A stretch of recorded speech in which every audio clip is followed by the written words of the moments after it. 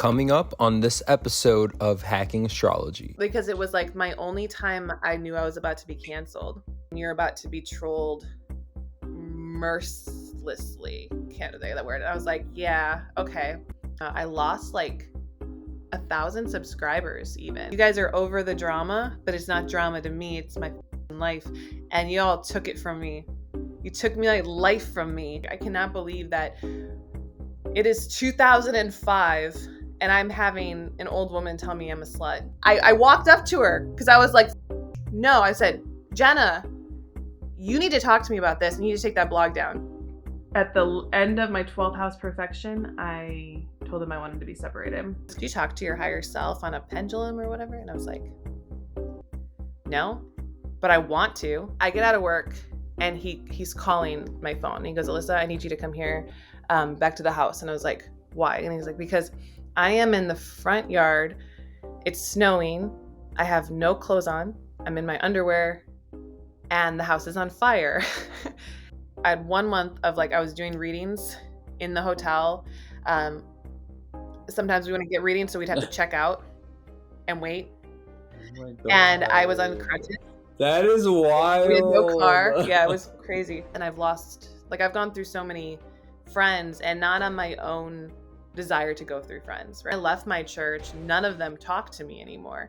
And all of a sudden I had no more friends. So I had to make new friends at like a restaurant job. I started to look into my relationship with my mom, the oldest daughter syndrome, like this line of passing on youth to another female, like who will then pass on. Carl Lentz he got fired from Hillsong. He might be more of a creeper. I don't know. I have his phone number. You have Carl Lentz's phone number? Yeah, I do. Hey guys, it's Alyssa Sharp. Welcome back to my channel. Today is actually a little bit different because we're going to be having Sean from Hacking Astrology Podcast on my channel, but this is actually your podcast, Sean. So if you want to introduce yourself. Absolutely. My name is Sean Pacheco. You may know me as Water Aquarius, and I am an astrologer, and you may know me from TikTok particularly, but he's a really big I can't talk. He's a big TikTok star. That's hard to say. A big TikTok star. You are though. You're a really big TikTok astrology star on there, which is pretty cool. So thank you for having me on your podcast. Absolutely, any day. Any day? Oh, yeah, every day. Let's just start a podcast together. Yeah, let's just do that. We'll go that route. That makes a lot of sense since we have like flip nodes. We do. Oh, this is a beautiful thing is that your moon is 9 degrees Taurus on your south node, yes, which is 9 degrees Taurus, and my north node is 9 degrees Taurus. Yeah. And my moon is also Taurus, but it's 22 degrees. But that 9-degree Taurus shit right there, it's a real big deal. So that's pretty cool. Mm-hmm. I was looking at your Roseline astrology and I was like, my Taurus moon is, I think, the dream or something like that. Oh yeah, and the feminine side. The feminine side. Yeah, feminine side is the dream. So then, in the masculine side, it's the undiscovered. Yeah. Nope, not the undiscovered. You're the Kylo Ren one. Oh my God. I needed to like get up on my own thing that I created. No, you're good. There's 36 personality types. So in Orion, it is undiscovered, icon, and the legacy. You're the legacy. Okay. Which it's pretty cool because the legacy in Roseline, under the masculine side, and we can go between the masculine and the feminine sides as well. So I can explain both those, but the legacy version for you is like picking up the energy of where people came before and expanding on it. And I named it after Kylo Ren, and very particularly because I felt like watching that was where it hit. And I think that Adam Driver is a legacy too, which is why I felt like it fit. So it's very much like understanding what came before you, breaking it all down, seeing the good and the evil to it, and then choosing a side and which way you want to take it. And that's kind of what your Hacking Astrology podcast is doing. Yeah. It's very, very legacy. The feminine side of you then being the dream, that is the more dreamy, like emotional side. It's very much the dream. It's very in the 12th house of when you put it over the astrology chart. So it's about drifting off. Actually, a lot of people who are dreams, they love to get high. It's a very it's a because you're like trying to gain your inspiration through the Pisces energy, where Yeah. the legacy is more into the it's actually in the third house overlay. Yeah. Yeah, that's so So interesting. Definitely, I'm such a reformer. I want to reform the world. I want to rewrite the world because I feel like the I world can deserves so much more. it does, doesn't it? I love that. That must be 9 degrees Taurus energy for Yeah, you. literally, literally. Um, Because it's like the 9 is that first initial ending, like the 9, it's a true 9, so it's like this is we're going back to the beginning, but we're also at the end. And then Taurus is about that stability. So in a way, 9 Taurus is a little like Uranian yeah. because it's like we're going to start this over, like Wheel of Fortune kind of energy within the Taurus construct of stability, money. Like this is where we lay our head, Mm, the feminine energy, because Taurus is Eve. yeah. So yeah, that's what we're doing. Because I really care about that shit too. It just feels like my destiny. Yeah. Fuck, North Absolutely. Node and Taurus. Yes. So, happy Mother's Day. I said Thank happy you. Mother's Day to you. Oh, you did on did Oh you? wait, Oh, no, well, it thank was you. a day late. It was a day late. I said happy Mother's Day to you a day late, but happy Mother's Oh, Day. thank What you. did you do for Mother's Day? Oh, I hung out with my kids for a little bit. They made me cards. I looked at a bunch of like pictures and videos of them and showed them to their dismay. They like they're like at that age where they like are half interested in who they are as babies, but they like don't recognize themselves in that, and it's embarrassing to them a little bit. Okay. They're 6 and 8, but I was really hardcore reminiscing, and I know it's because we're in Mercury shadows. Yeah. So you have um, how many kids do you have? I have Yeah. 2 kids. I do have a stepdaughter, but I haven't talked to her in a very long time. Okay. Um, but she was my first child because I met her when she was about 9. Okay. So it was 11 years ago that I met Okay. her, which is All interesting. right. So I was her stepmother for a while Okay. until my Saturn return, and then things got weird Uh-huh. Okay. with that. And then when did you have your first child? 2013, 2013. and then that was my Saturn return actually. And then I had my second child in 2015, which was still my Saturn return. So they both have my same Saturn, which is karmically I love exciting. that. I love that. Okay, that's really interesting. Yeah, I see you talk about your family all the time on your Instagram story, and your children, and yeah, I just think that it's just really interesting to see how you express on your Instagram story because I try so hard to talk about myself and my life, like on my Instagram story, and I just like can't. Which I feel like is part of my shtick, which is like the mysterious person that we never get to know about, but Yeah. pops in here and Well, there. it's a move. It's a It's a vibe. move. It's a vibe. It's like the one of the big things kind of doing this, well, kind of doing it, because I've been doing it for 10 years. And even when I quit astrology, I only actually quit public image energy, um, for 3 months. I like, there was a month that I actually wiped out my whole YouTube Yeah, because, and so like during that time, I was just off, yeah. like everything. But it's an interesting thing because Instagram was I went on in 2018 and I quit astrology in 2017. So I was only like so I'm like thinking of this in my head. This is actually kind of funny. My Instagram was like remade and rebranded to myself in the beginning of 2018 because I realized that one of my biggest problems with being an astrologer, like on YouTube and all this other stuff, like, and I had a pretty big Facebook following at the time because Facebook was big, and I I went in on Instagram because it was my lowest followed Uh-huh. page. But what I wanted to do is clear up misconceptions of who I was because I was very limited in my, like, I'm gonna let you in Yeah. here. And I had almost what felt like two personas. Like I was this mother of babies, and I posted a lot of that on my Instagram, so that's why Yeah. people didn't really follow it. Okay. And then my Facebook and my YouTube was all like, this is astrology, this is like transits, like this is it. Even my Twitter group, like to about 10,000 at that time. And I was all very astrology and I'd put out all that stuff. And then I deleted my Twitter forever. And then I wiped my Facebook. Like I was just like, Uh-huh. I was done with having two separate personas. Okay. And so I went back on Instagram. I didn't know where I was going to go, if I was ever going to like start astrology again.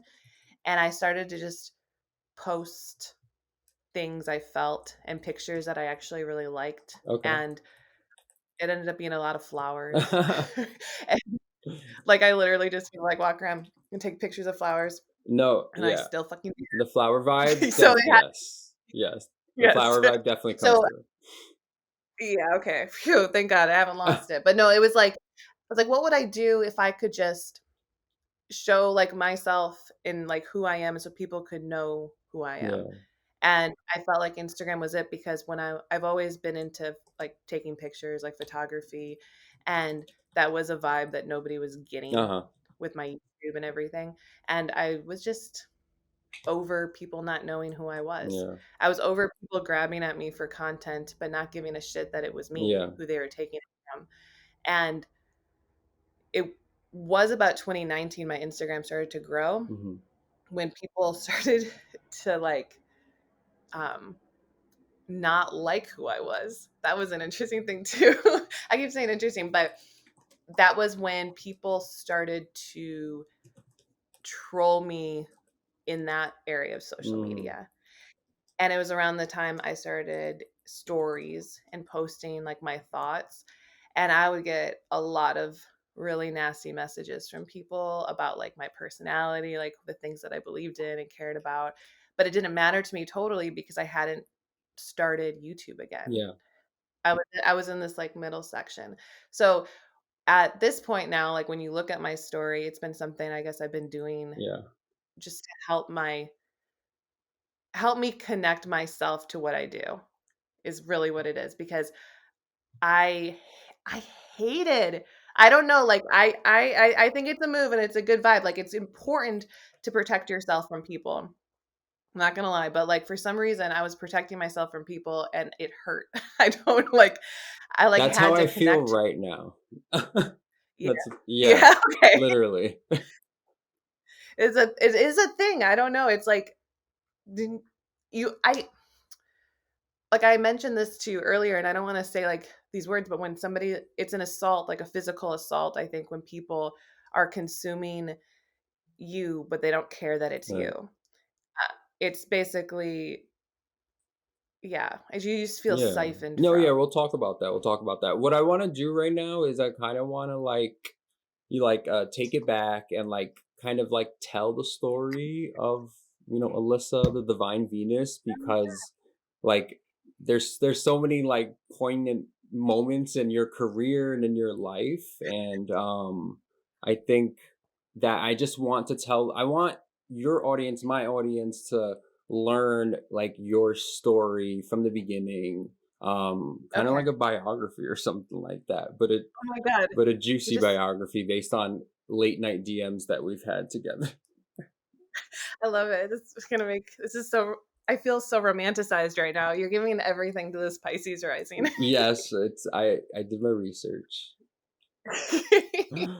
Okay. Yeah, so but first I want to officially like introduce, the audience to the Hacking Astrology podcast. This is my new podcast where I was pretty much kind of triggered by certain things that people would say on astrology and certain like toxic concepts that go throughout social media, and just thinking about reforming astrology for the future, creating astrology for the future in a way that matters. And so I just talk about all that type of stuff like decolonization, capitalism, racism, sexism, misconceptions, and just yeah, we just talk about that here. So, in the second part of this podcast, we will be uh go Talking. yeah. Sorry, I didn't mean to No, cut. I was like, I was really going deep inside of some of that stuff that you're really yeah, no, no, interested no. in. I lost my train of thoughts. I was like, no, but um, the second part of the podcast will be, your perspectives on astrology, and I know that you have been considered like a troll and like an astrology troll on YouTube, particularly, or maybe Tumblr. I have to learn more about your Tumblr. My cat is here. He's like jumping all over the Oh, place. actually, um, yeah, Tumblr's not that interesting, but it is. But well, Tumblr is something I recently learned about. That's what I was gonna say. I'm like interjecting. We can talk about it later, yeah, but yeah, yeah, we'll get it, there. I yeah, we'll get there. Okay. All right. Cool. Cool. Cool. So, but yeah, like everyone else, I used to watch you on YouTube years ago. So I always remember When you were you, a child, a child. Um, and I was like looking at YouTube astrologers, and I felt like they were all annoying or like boring. And then I found you, and I actually subscribed because I didn't think you were annoying. love that. That is the sweetest thing you could ever That say is the to me. most Aquarius thing I could ever say. It is. It's it's so funny too because I don't think I was annoyed. There wasn't any astrologers on YouTube that I was annoyed with. I was so bored. Yeah. And I've like and I just I wanted to vibe with people on astrology and nobody in my life was vibing with me, you know? Like everything I was doing was just teaching people enough information so that they would talk to me about it. And I would go online and be like, okay, there's got to be somebody on here who can talk to me about astrology. Like not even like I'm trying to look for a friend. I just want to put on a video where someone's talking about Libras and just like sit back and watch Mm, it. And I would do that and just be so bored. I was like, how come nobody's talking about astrology in a way that someone like me talks about mm, it? And I had thought about it for a couple months before I actually went through with it. But it definitely, that was something that wormed its way into my head. And then I couldn't like get off of the idea that maybe I was getting told that I should go on YouTube and do mm, it. And so, here we are. And that was 10 years ago because I was looking for something to do.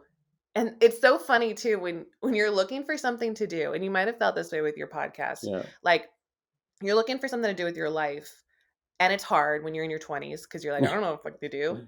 Especially when you're a creative person or like, just more spiritual as well. What are you going to do, especially with the church? And we can go into like my whole life story about church and everything, Uh-huh. but the you're a spiritual person, but the church isn't for you, Yeah. right? So where do you go? Because there's a part of me that's like, as a 20-year-old or 19-year-old, I wanted to be a pastor. Like I was Okay. in that energy. So when I left my church, I didn't know what to do, and I was like, no, they don't accept me in these parts, these areas. I'm unaccepted. I am unclean or unholy. Uh-huh. So I didn't know what to do. And then when I was like immediately grasped onto astrology because it fit my spiritual nature, all of that stuff. And I'm like, but what should I do? Maybe I should be a painter. Maybe I should go back to school and be a teacher. Like all these things I was thinking of. Not one time did that spiritual like astrology thing come into me and be like, yeah, this is what I should do. Again, it was like I was blocking all of that off, but it kept calling and it kept calling. And so one day it's like, how can I be me on the internet and expect that people will care about that? That seems to be like a huge ego thing that I would be falling into, like an ego Mm, trap. And then one day I was like, you know what? I can't get this out of my head. And I just did it. mm. So that I feel like that's so funny. I feel like I like really choppily explained that because I'm like, wait, we should start at the beginning. No, yeah, and that's what I want to do because I want people to get it, like how we Yeah. got there. How did we become even an astrologer? How did we like end up quitting and Yes. that whole process? Sorry, I'm putting my cat down. Okay. Okay, cool. So, first thing that well, also then I met how I learned about you, how we connected was I met Sierra Watts Yeah. and she told me that she knew you and that she was friends with you, and I was like, "You're friends with Alyssa, the Divine Venus?" I was like, and then yeah, I guess we just connected on Yeah. TikTok, and then you followed me, and then we followed each other on Instagram, and Yeah. then when we became friends was when I was like, "Hey, Alyssa," it was my birthday, and I was with Sierra, and I was like, "Hey, Alyssa, I love you so much. If you ever want to look at me and Sierra's charts to see if we're soulmates, um, I'm totally up for it." Which, you know what I love about that, which is fun because I have Sierra's chart and I love Sierra. Um, it was 2020 and I didn't know what to do with my channel or my life. And I was being an astrology troll. And I trolled Natalia Taylor like super hardcore when I was drunk at night. And then I deleted it. But it was too late. The damage was done. And Natalia Taylor came after me. And we ended up collabing together. And it was this weird thing. Like I visited her in like Palm Springs. Like there was a lot of stuff happening with that. But we just did this thing together. And then after we did it, Natalia texts me and she goes, "Okay, my friend Sierra is like really into astrology. Can I give her your number?" And I was like, "Okay." Like, I guess Yeah. so. And then I just started talking to Sierra. And then I was like, "Oh, this is fun." And then it like got this in while I was at the same time that I was talking to Sierra, I was trying to get in to understand the TikTok Uh thing huh. because I realized there's a whole community on TikTok. And I was like, honestly, a lot of YouTube astrologers were fucking making fun of it. And I didn't think that that was necessarily fair because I was interested in what you guys were doing and I felt like it was up my alley. So Sierra was already on it. And then it helped me kind of understand what was going with that. So it was like this weird YouTube collaborative with Natalia that led into being a friend to Sierra, which led to meeting you Yeah. and understanding the TikTok I'm community. definitely gonna like put in the video and like all that stuff, Oh, just okay. so we can Yeah. see people can see. Yeah. It was the Natalia thing was so random and funny. Like That looking video back. is so good. Oh my god, that is like legendary YouTube content. I love It, stuff like that. it was fun. It was most interesting because it was like my only time I knew I was about to be canceled. Normally when you get canceled, you know, you wake up and then you're getting hated Yeah. and you don't know why and you have to figure it Yeah. out. It's the adventure of why am I Isn't getting that crazy? Like, yeah, no one even told me I was doing anything wrong. exactly. And then it just hits and it's never for like what you think. Um and it's always weird. But in this case, I talked to Natalia and her manager at the time, and they were like, okay, this is what's going to happen. This first video is going to come out on Natalia's channel, and you're about to be trolled mercilessly. Can't say that word. I was like, yeah, okay. And they're like, are you all right with that? I was like, yeah, I've been trolled before. I can handle it. And it did hit kind of hard, not going to lie. Hmm. Um, even though I knew, which is the thing. But then afterwards, we cleared it up. And then uh, another funny thing is that because Natalia's video came out, I lost like 1,000 subscribers even on YouTube. Oh Like there shit. was crossover and they thought that I really did like attack Natalia and that everything was like it was a big dramatic thing that did work, but then I don't know if I ever got them back from it. Yeah. Even in the end, and I was like, so in my brain, I was like, is this worth it? Should I have just like been like, hey, Natalia, like we're not doing this, or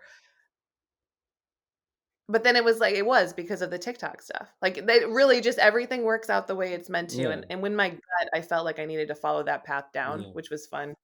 But it was like walking into a total cancellation and just having to deal with it for content. I love that. Yeah. Yeah, and then Oh, and so this is for my podcast. So if you don't know who Alyssa is, she is one of the OG astrologers, the Divine Venus. I call her the mom of astrology. Eh, And the one like Lilith, the mother of monsters. yes, I'm so for it as a sun in the eighth house. That I'm a monster. Real, I feel like Lady Gaga. We're little monsters. Yeah. Guys, I'm so proud of you. You've grown up to be such big Do monsters. you have a name for your audience? No, I it's so funny because I was too old to like be okay with that when I started. Um, and it's not because it's bad. Like everybody has this now. I mean, everyone has an audience name, but the like everyone who followed me was like 15 to 20, but I was 26. And I felt as though that me having a name for my audience fell into like the Justin Biebers and like the Beliebers or like Selena Gomez and her Selenators or whatever they were. And I was like, this is what kids do. And that's fine. But I just felt so dumb doing it. Like I was like, this is not me. I'm too old for this. And it's so funny now that like I look back and I'm like, I was pretty young. I just was older than my audience Yeah. because nobody my age was really into astrology. It Mm. was you guys. It was Gen Z, and I'm a millennial. Yeah, Or the audience name comes along with a certain energy as well. It's more yes. playful. Yeah. And I feel more playful. Like I feel like I have Saturn in the eighth, so in Scorpio. So I feel like I've gotten younger as I've gotten older because when I was in high school, I was like very mature Mm. and very old. But now I'm like, yeah, what do you guys want to do? You guys want to play? You guys want like Yeah. what's a 411? Yeah. I'm like not a regular mom. I'm a cool mom, but like damn.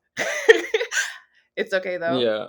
It's fine getting younger as you get older because then I can like withstand more of the pressure and the energy because this community is getting so much bigger. Mm. So I feel more equipped to be more of a mom. Yeah. And I think that's important because when I started, I was fucking train wreck. I Yeah. never would have been able to withstand this. So what were you like as a child? Were you like shy? Were you like energetic? Did you see I was very ghosts? I saw a lot of You ghosts. did? I was very yeah. I grew up Christian, like in a very Christian home, always going to church and everything, and I heard that ghosts aren't real. They're demons. So you want to freak out a kid who sees ghosts, tell them that they're not seeing ghosts, they're actually seeing demons. Because like I would be like, oh my god, these demons are gonna drag me to hell, and I would hide under my blanket um, a lot at night. I was very very scared of everything. I was very like afraid kid, and I was very shy, and I observed a lot. I stared at people all the time. That was my thing. My mom would be like kind of tap me all the time because I would just be standing there like I Hmm. had no concept of my own reality or my own energy. I was just like everybody else all the time, like wondering what everybody was doing. Yeah. And I had speech impediments too, so I didn't like to talk because adults would like comment on it. Mm. So I was like, there must be something a little bit wrong with speaking. So I really hated to talk until I was about 15 or 16. No, okay. Yeah, which is funny What now. But I what have triggered that a shift? my job I Okay. got. So when I would I was very churchy, grew up in a non-denominational church in South Barrington, Illinois. It's like a mega church. Okay. And when I was 13, my sister had this small group leader. She's younger than me, and that small group leader got her into volunteering at the church, right? I never volunteered there. I just kind of went on Sundays. I would go to like the main church, and I loved sitting and listening to church stuff. Like as a kid, we could have gone to the Sunday school, but I always made an excuse to get out of Sunday school and like sit in the big church, in the main church, and watch it because I loved listening to like the pastors talk. I loved listening to like them Yeah. talk about the Bible. I was so interested in it, which It's funny because Yeah. in high school I was very into mythology as well, like junior high. I love mythology. I love like, and they very much correlate. It's a lot of beautiful imagery. Very into it. Um, yeah, but when I was 13, I started volunteering at the church, and I grew connections within the church. But you can't get a job working until you're 15 because it's illegal.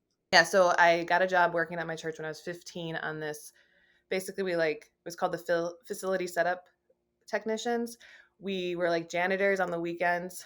And it's a huge church, like 20,000 people went there every weekend, right? So there were like a ton of bathrooms. It's a huge space. We walk miles every day. And I started to hang out with like people. And that's Uh-huh. kind of what it was. And people who would just like, I could slowly ease my way into talking to them. Where in high school, there's a lot of cliques. You know, people know you. You're in school for 45 minutes and then you have a 5 minute period, like class period, where you can maybe mingle and you're running to your next class. There's no real time to get to know anybody.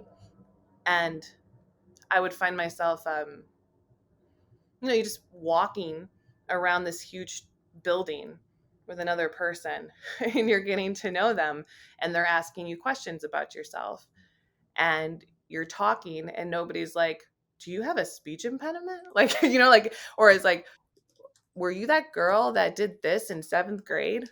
Yeah. No one's asking you that. They just are like, so what do you do? Where do you go? Like, what's going on with you? And it was the first time I think anybody was just asking me regular questions. Mm. And I started to break out of my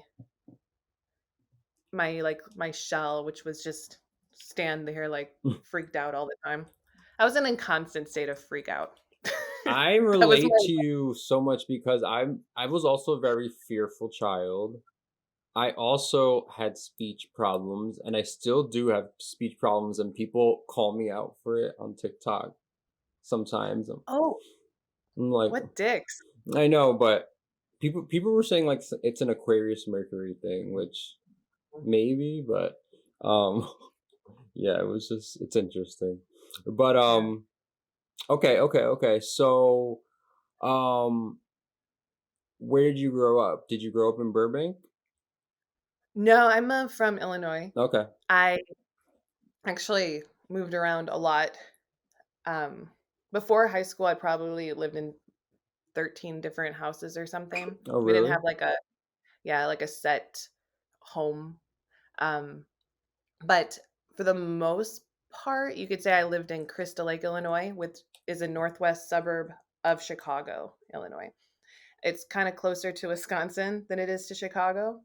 Um, but it's not Wisconsin at Yeah. all because right outside of Crystal Lake, you start getting into like these cornfields. Because a lot of in Illinois, it's like very cornfields, and then it's Chicago and it's suburbs. Okay. That's how you can. So a lot of people who live in any of the suburbs of Chicago will say they're from Chicago because when you think of Illinois, you think of nothing, and Chicago is like a huge city, Yeah. which kind of trickled its way out. So Crystal Lake is one of the last big cities of Chicago in the northwest suburbs, and that's where I lived a lot of my life. But Okay. I also lived in Springfield, Illinois when I was um like 4 to 8. Yeah. What was your favorite place to live? As a kid, I don't know. I really never Or is it like. like situational based on like family dynamics?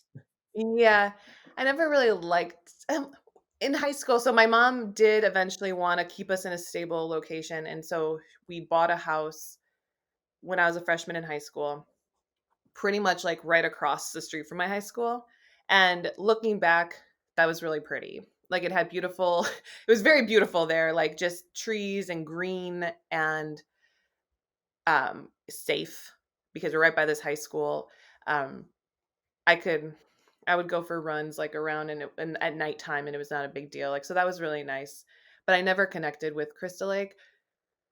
I always, as soon as I got my job at my church, which was in South Barrington, which was 30 minutes away, I wanted to be there out in that area. So I would always like never come home. I would just find friends out there like who went to different schools and like hang out with them at night. Yeah. Was more fun for me. Though the cool thing about my high school, because I went to Crystal Lake Central High School, Sean Evans is the he Sean Evans from Hot Ones on YouTube. Okay. Um, he's like a big interviewer now. He was a year younger than me, and so I kind of knew him in high school. And he's like their big claim to fame. And so even part of me is like, I'm not even my fucking high school's biggest claim to fame. Like, there's no connection between me and Crystal Lake, even though I live there. Uh-huh. Like, Sean Evans, he kicked me out of that. Fuck Sean Evans. Yeah, you gotta. Once Pluto moves into Aquarius, you'll get more powerful, and people will Yeah. recognize your name. And they'll finally be like, oh, Alyssa Sharplin here. Yeah. Fuck Sean Evans. That's what they'll all be like. Yeah. Just kidding. Exactly. Sean was a very Okay. Do you have any like interesting astrocartography lines anywhere, or just like yeah? Yeah, actually, I've only lived in my good ones, which is funny. Well, I grew up in Chicago area. I lived there until I was 25 in the area. Like, and I lived in the city of Chicago for a year before I moved to Texas. And when I moved to Texas, I didn't even know. I wasn't into astrocartography. I had been studying astrology, but like pretty much natal charts only until I was, because I discovered astrology when I was about 22. So by the time I moved to Texas, Austin, Texas, I was 25. Didn't know really a lot about astrocartography, and then started to learn about it and realized I was on my Venus line. So I was in my birth chart energy on my Venus line in Austin. I started my YouTube channel pretty much right away, or not right away. It was a year after. Hmm. I got married. I had both my kids there. Very Venus line stuff, right? I hated it though. I also have a daytime chart, so Venus isn't my most beneficial planet. Hmm. And that's something is like I've always wanted to live in LA. Like LA is it's been my dream since I was a kid. Like I wanted to live in fucking Hollywood. I wanted to be a movie star. Like that's what I wanted to be when I was a kid. Even though I couldn't talk and I was afraid of everything. I Yeah. was like, one day I'll just be a movie star and everything will be perfect in my life and I'll live in Hollywood. So I started to look at the astrocartography lines, and in LA, I'm on my crossing Jupiter and Saturn. Okay. Jupiter is like pretty much right on my rising, and Saturn's right on my midheaven here. Okay. So it's like, that's legit because Saturn's not my worst planet. Mars is, and I can handle Saturn. Like I'm at life path 8. It's ruled by Hmm. Saturn. Like I have moon opposite Saturn. I was like, I can do this. And then Jupiter's on my rising. It was like, this is going to be great. Oh my God, it was so fucking hard to move here. But once I did, I found a lot of stability. I had a huge spiritual change. And I live in Hollywood, just like my younger self wanted me to. I live in North Hollywood, but my younger self wouldn't know the difference. I love that. Yeah. So I have never really been to the West Coast actually.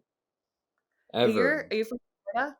No, I'm from New York City, but I'm Oh, moving to okay. Florida. Oh, you're from New York. Oh, yes. I remember your videos. But my Mhm. vibe is very Florida now. Yeah, I was like, you have more of the Florida vibe, That's but why you're I'm from leaving. you're more laid back. I visited New York one time when I was 21 for a week, and I was kind of into it. Yeah. I liked Chicago more, and I'd never gone there before. I was in my 20s. I had been in California a few times in my youth because my dad works in California. Mm, He just never wanted to move there. yeah. So he always would be on calls out in California, and he'd live in Illinois. And every once in a while we got to go to California. And when we did, I'd be like, why don't we live here? This is the most amazing place in the world. We should be here. And he hated it. He hated it so much. So we never moved. And that's why like it was just such a dream of mine. I'm like, this is my biggest dream, Dad. Why are you ruining my dreams? And I eventually had to make my own dreams. And I moved here in 2017. It was very, very lofty until 2019, but I've been in like the same place since 2019, so it's been 3 years. But yeah, pretty much 5 years ago. So how old am I? 30. Oh, it's 31. That's interesting. Okay. 31 when I finally like was like, I don't belong in Texas. I'm gonna go to LA and I'm gonna live out my fucking dream. I love that. That's definitely where I'm gonna, well, not end up, but it's one of my stops. Yeah, LA, California. Not yet though, because this not is yet. my first time like going to another state. Like living, I guess. Well, I've lived in England for a year when I studied abroad, and I lived. Well, I only lived in. I went away to college in Massachusetts. Okay. Um, but yeah, this is like my first big, I guess, like permanent move. Yeah, So that's really cool. Congratulations yeah, again. no, I'm so excited. There's a lot to get done, but Where um, what city are you moving in Florida? St. Petersburg. Okay. Yeah. So When we were my I have family that lives in, or a lot of my dad's family lived in Orlando. yeah, Yeah. I that's one of I don't my like first stops when I get there. Only because I want to go to Disney and Universal Studios again. I yeah. I went to Orlando, or like Universal Studios before they like got all the cool stuff. Because I remember as a Oh, kid, we went on the Jaws ride, and I'm yeah, like, "What is same. Jaws?" I never saw Jaws, and then like this earthquake ride Yeah, and I remember the that future. too. Yeah, yeah. Everything was like, "This is not stuff I'm into," and then afterwards they revamped.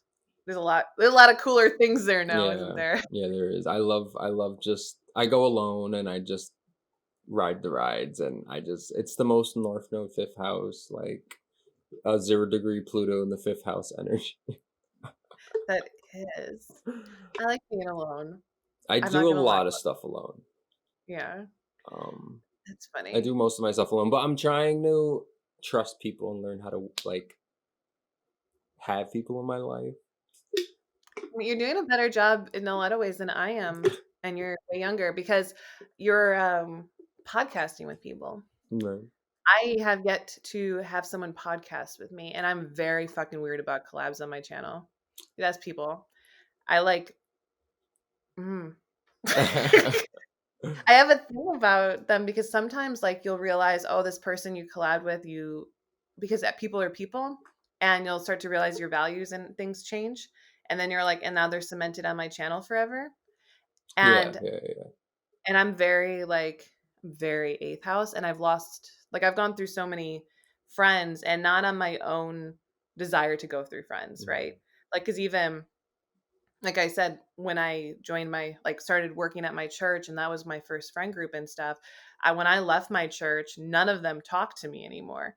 And all of a sudden, I had no more friends. So I had to make new friends at like a restaurant job. But then you leave one restaurant and you go to another and you lose those friends because they're really just drinking buddies or whatever. Yeah. And when I started YouTube, there was a lot of the YouTube astrologers who were with me back then are no longer there doing it, Uh-huh. or there was like a falling out or something like that. And so I wasn't able to keep those friends. And so I'm like such a like it feels so weird because I've always heard that you can tell the judge of a good character is how long this person's been friends with these people. But I'm Right. like, but what if your friends aren't real friends and like you've just kind of been alone your whole life, and that isn't about your character. It's like, well, it is your character, you're just a loner Yeah. because people don't get you. What about those people? Is that because I have a bad character, or is it because I don't connect to everybody? Right. No, yeah. Yeah. That's definitely valid and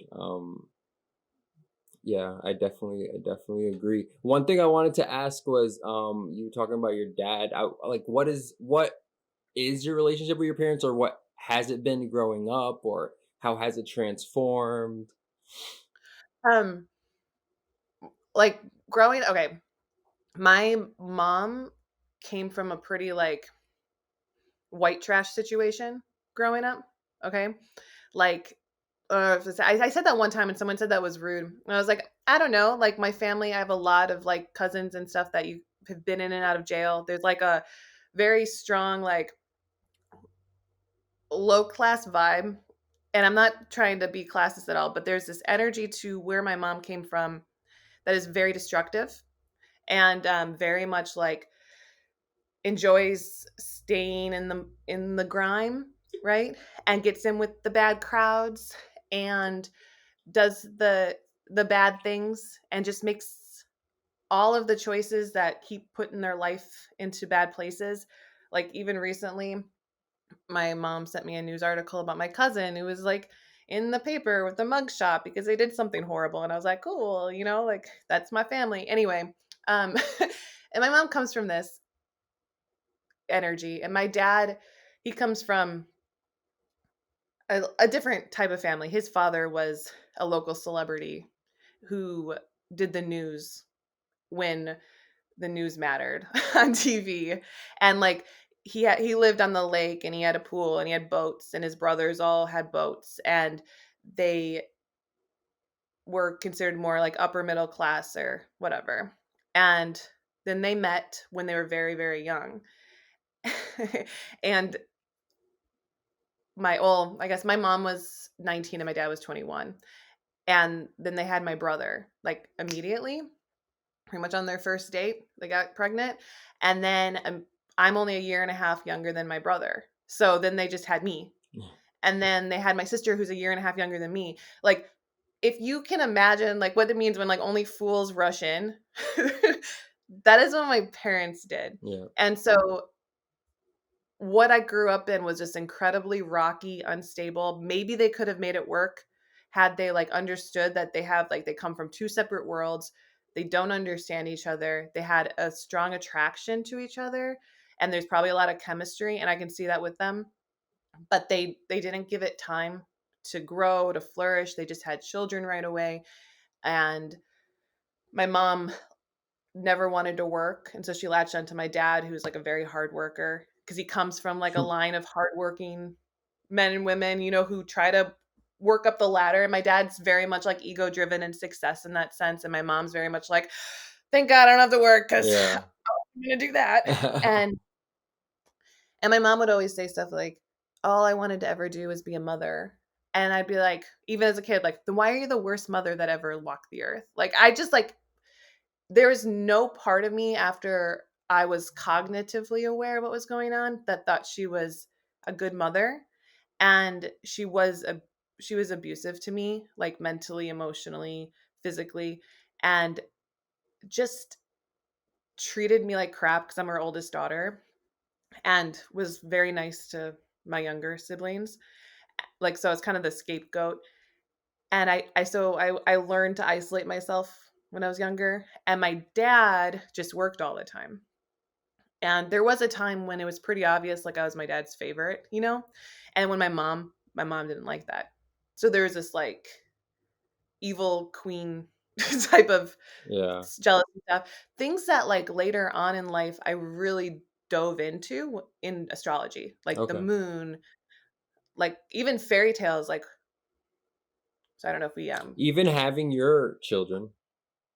yes. When there's actually a quote that little girls steal their mother's beauty, Yeah. and it's a thing. And I didn't know it was a thing until I had my daughter. And after my son, like I had my boy, and like my body bounced back. I looked prettier after I had him. Like it was something. It was just like a very like this was easy, like that was easy, like quick, whatever. I had my daughter. I couldn't lose any weight for 2 years. I broke out, my face looked different. Oh It was yeah. just kind of puffy and weird. I didn't look like myself at all, and she was so beautiful, like this perfect, like, little porcelain doll, and I remember hearing that and being like, "Oh, it's a real thing," and then I started to I had major postpartum depression with her, like and instead of, like, allowing that to take over because I'm a studier, a thinker, I started to look into my relationship with my mom, the oldest daughter syndrome, like this line Mm. of passing on Mm. youth to another female, like who will then pass on her youth, and how women are of the earth and we are just being reborn Yeah. into our, children, and how men are different in that sense, like when the way that they're energetically created. Yeah. It's an interesting thing. And how I it's weird too because it's my Saturn return and I have Saturn opposite moon. And so I really was able to analyze the dynamics of toxic females and how I've been around a lot of it for a long time, how it's karmically in my line, my Yeah. family, how it's been toxic female energy that's destroyed me in certain ways and hurt me the most, and how a lot of it stems from the fact that people don't even know what real feminine energy looks like. And that was actually a big breakdown in my own life when I quit astrology and I was trying to figure out what I was supposed to do with my life. And I just started diving into female energy even more, Mm. just the feminine side. And I was I was like so it's intoxicating to go down that because it's all dark, it's all shadow, it's all like this dreamy, sleepy, s- dark shit that is of fairy tales. Yeah. Like fairy tales are built off this feminine energy. That's why the mother is dead. That's why the evil queen is there. Like feminists were trying to attack that sort of idea of old fairy tales and they're like, no, there's a reason for it. It's literally prophetic about what happens to little girls and what they grow up in and how they have to be married off and how there's the good queen and the evil queen, all of that. And actually that's what I podcast on, so I started Hey. just putting all that into a podcast. That's my Embracing Glory podcast. I just Yeah. talk about Well, tell us about your podcast real quick. um my podcast is called Embracing Glory. I The first episode actually is because I was watching too much Rick and Morty and I wanted to talk about the multiverse. And then I was like, what do I talk about next? And then I was like, I have all of these notes and study on fairy tales. So I started talking about fairy tales and how they relate to the age of Aquarius and love and like modern culture. And then that kind of got into the Bible because a lot of fairy tales relate to the Bible. And that was stuff that I grew up in. So I was basically just starting to go down this list of things that I know and how myth, fairy tale, and Bible, religion all intersect. Okay. And they're all trying to tell us one thing about this woman, which is like the woman in the middle of the world card in tarot. Mm-hmm. It all has to do with her surrounded by the wreath or the Ouroboros, which Ouroboros is Rahu. She's the moon. Rahu and Ketu, or like North Node, South Nodes, surround this woman in this world card. Anyway, like all coming to this head of this female energy, this woman that people have neglected for thousands of years. Mm-hmm. And when I was really getting into that, I started to realize like this is kind of why I had to live my life that I lived, or like had this very karmically tumultuous relationship with my mother, Yeah. who was abusive and everything. Now, if you're going to ask me about my relationship with my parents now, I talked to them a couple days ago. Like I'm like I talk to them. They don't watch any of my stuff, which is when I decided to, like, I was very hurt by them. Okay. They rejected my astrology so much. Their friends started attacking me on Facebook, so I had to like delete a ton of Oh people at god. one point back in the day. And like everyone just started telling me that I was evil. My parents were really embarrassed of me. And when I quit, they were so happy that I quit astrology. They wanted me to work at like a retail store. They're like, well, you don't have a college education. And I was like, I'm fucking Alyssa Sharp. I'll figure something out. And they were like, well, no, like that's resting on your laurels. And I was like, I quit for like 6 months. Let's like, I can maybe get this back. I don't know what to do yet. I was trying to figure out what my life was like. And I had to live with my parents because I lost everything when I decided to quit and move out to LA. So when I was living with them, I was reintroduced to these toxic patterns. And after that, I didn't talk to them for 2 years. and then started to talk to them again and re-enter. But I realized a big thing that I always was holding on to is that I would never talk about my parents' abuse because I love them too much. My parents hurt me in any way, shape, or form. I would never talk about it because I love them and I'm their daughter, and I would never put our family on blast. And after all of that went down, and I realized they never even watched my stuff anyway, and they were never supportive, I just started to be Mm. like, we all have shit with their family. And if someone's going to be upset with me because I do talk to my parents, because I do, and I, not every day, I ignore them a lot, but I do. Like, I'm like, they're my parents.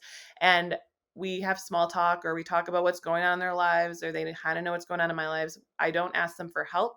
I don't want anything to do with Mhm. any sort of like parental relationship in that sense.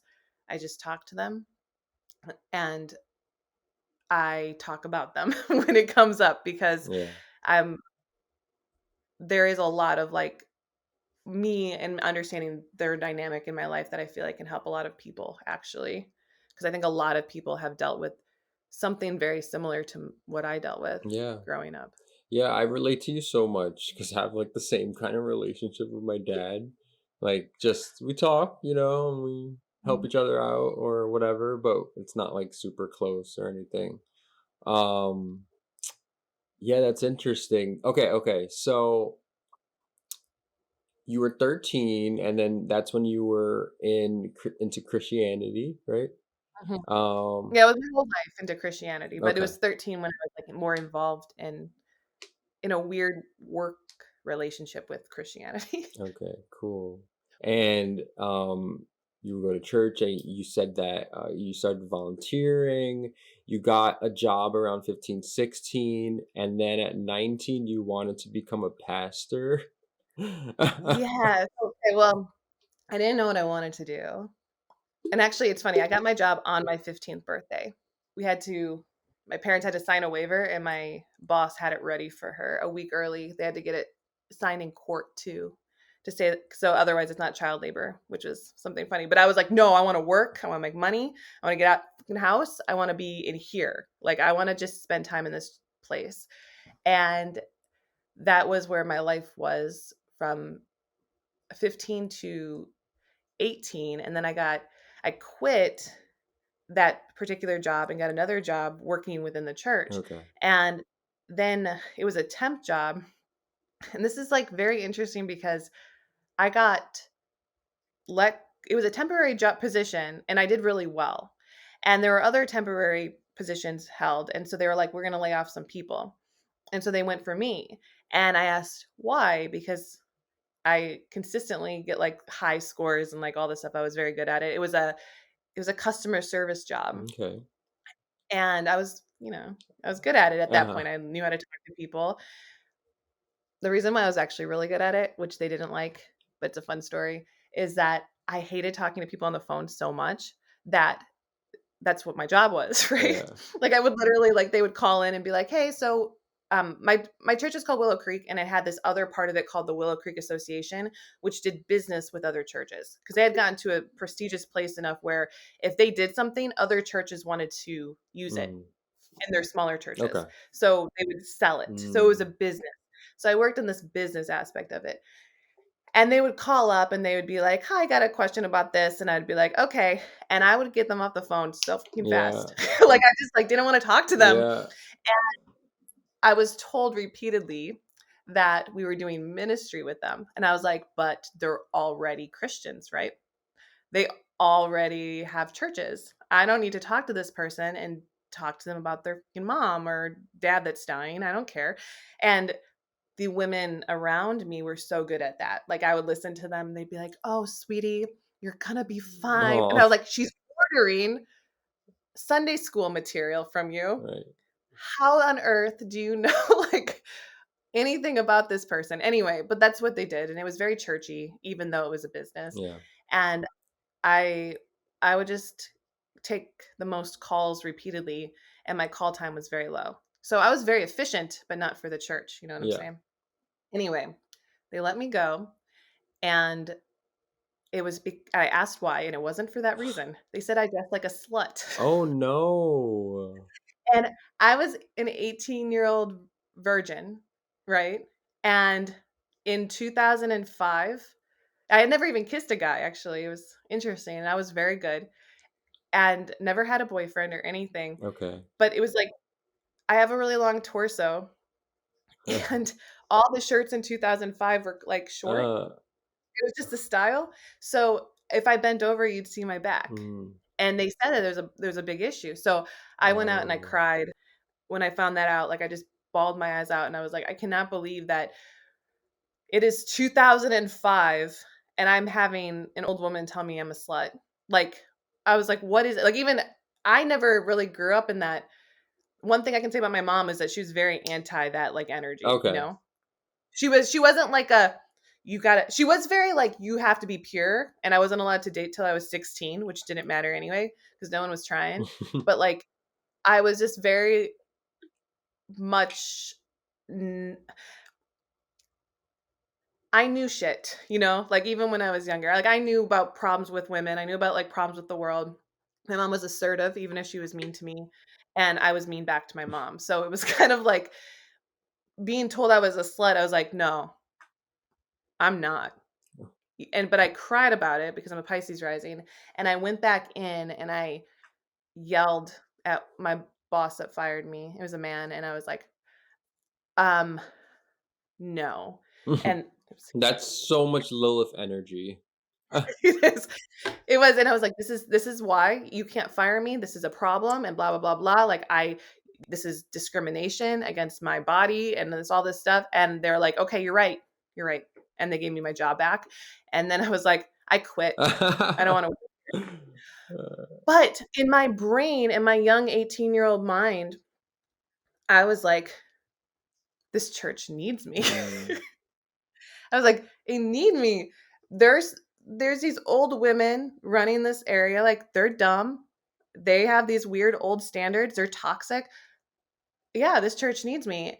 And so I got a job working for, or I was volunteering working for the student ministries, which was like high school uh-huh. kids. And I was a leader and I was really like involved. And then I was trying to get this one job and my boss, who was my boss, told me that she heard about me from the church and there were too many red flags. And I was like, "Uh-huh, too many red flags." And they weren't real red flags. It was like my personality traits or something. And some of them were because I am kind of shy. Like I can be assertive, but then I am kind of passive. So Uh-huh. like people would think that I was being a bitch or something if I just stared at them. Yeah. Right? And so she didn't give me this job that I volunteered for 4 months for, like, every day unpaid, Yeah. and I was trying to get it, so she didn't give it to me, and I had to get another job because I was out of money at that point, and I still stayed at the church because I was still like, "They still fucking need me." Like, I just they need me, and then I started working with this or I was still volunteering for, like as a leader, kind of in a sense of like what I do now. I was good at it. Like I led these high school kids, like taught them about stuff. I rewrote Bible stuff so that they'd understand it more. And I enjoyed all of that. And I was like, I'm gonna be a pastor. And there was this guy who he didn't think I sucked apparently. And he worked at the church and he asked me to do this thing with him where we like went around the church and fixed things and like made it look better. And I loved that because it was like fixing the church. Mm. And that made me like really happy. And so I somehow got more involved. And I was like, this is good. I'm getting more involved. I know what I want to do. I want to fix the church. I know I have it in me. Like they need me. Like I really just believed this. Saturn was in Leo at the time, so Uh-huh. that was like it was a big like me just being like I have zero confidence in anything except for the fact that this church needs me. And then I went to this party and I was sexually assaulted at the party and I went to the police and because they have issues with women apparently um a boy or a guy that I knew picked up the that I went to the police, wrote my whole sexual assault story down from the person who did it and gave it to the elders of the church. And they didn't know what to do with it because it was a big problem because I worked with this guy at the church at one point and he worked at the church. So it was like, oh, girl gets, you know, I don't want to like go into it too much, but R-worded at the church. This is a big problem. And they blamed it on me being an alcoholic because I was blackout drunk when it happened, and told me I wasn't allowed to talk about it, and basically told me I couldn't do anything anymore. They were like, you can't volunteer at the church anymore. You can't do any of this stuff. Like, you just have to go. If I walked into like a room with a bunch of high school kids because they wanted to know what happened to me, and one of the people who worked there told me to leave right away. They're like, you can't be here. You can't be here. Like, if they see your face, they're gonna ask questions. And so I was like, oh. So I tried to be good for about 6 months, and I went back to go talk to the elders. I was like, I'm good. I just went back in, like, get me back in because you guys need me apparently. You like, you need to know. And I talked to the guy that I worked on the church with, and he was the last person I talked to there. And I said, I I I think I conveyed in so many words that I felt like they needed me. Like, just like, that's where it's going back in my brain, is like, I should be back here. I should tell people about this because this is a problem. And he wrote me an email and he said that the elders didn't think I was ready. And I was like, nobody's talked to me. And then it hit me that they wanted me to disappear. Mm. And that this whole time that I had been trying to like put my energy into this church and like help it and heal it and fix it, they were trying to get rid of me. And I was always in my own little world. I didn't even know. And I knew like people didn't like me, but I didn't think that it mattered because the right people liked me at the right time. Like, I could stay because I wasn't doing anything bad. They just didn't like me. So when I left my church, I was 20, Hmm. and I didn't know what to do. I became kind of a train wreck because that was what I wanted to do, right? Right. I wanted to fix the church. I just wanted to so bad. I wanted to like let them know, like, no, you can't treat women this way. Like, this is what you have to do. And I could help. And I wasn't even like a bitch about it. I was nice. Like, I was very kind and nurturing to like whatever I needed to do. And I knew that about myself. I was like, I'm good at this. But they didn't want to hear me when that stuff happened. So I couldn't sort it out. It was too much, especially because the church was so big. So it was like getting canceled, but in a real life setting. All of the people I had known since I was 13, all of a sudden were calling me a slut. They were calling me a drunk. Because of me, the church cracked down on underage drinking, which cost a lot of people their jobs. So like, I was like the one to blame for a lot of things happening. And so everybody was talking about me, but I wasn't allowed to talk. So it was like very much like getting canceled in real time. Having Yeah. people, I would be at the church and I would see somebody who just wrote on their blog, because the internet was so new. They wrote on their blog about me, Oh about how God. You got like started early with this stuff. I did. And I walked up to her because I was like, fuck no. I said, Jenna, you need to talk to me about this and you need to take that blog down.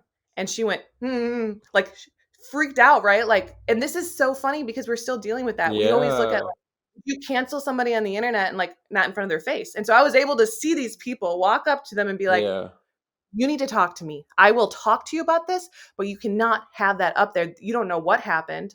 I spent a day at the police station and in the hospital because of this. You're acting like it's fuel for your writing career to take off. Like, no, let's talk about this. And she just stared at me, did this. No, no, no. And turned around and like walked away. And I just stood there like, Damn. Didn't even say anything. no, she fucking she panicked. And I noticed like a lot of people, she was probably the biggest one that I like just ran up to and confronted. But there was a woman who was like, "Hi, Alyssa, we can't really be seen," and she was like really freaked out about it.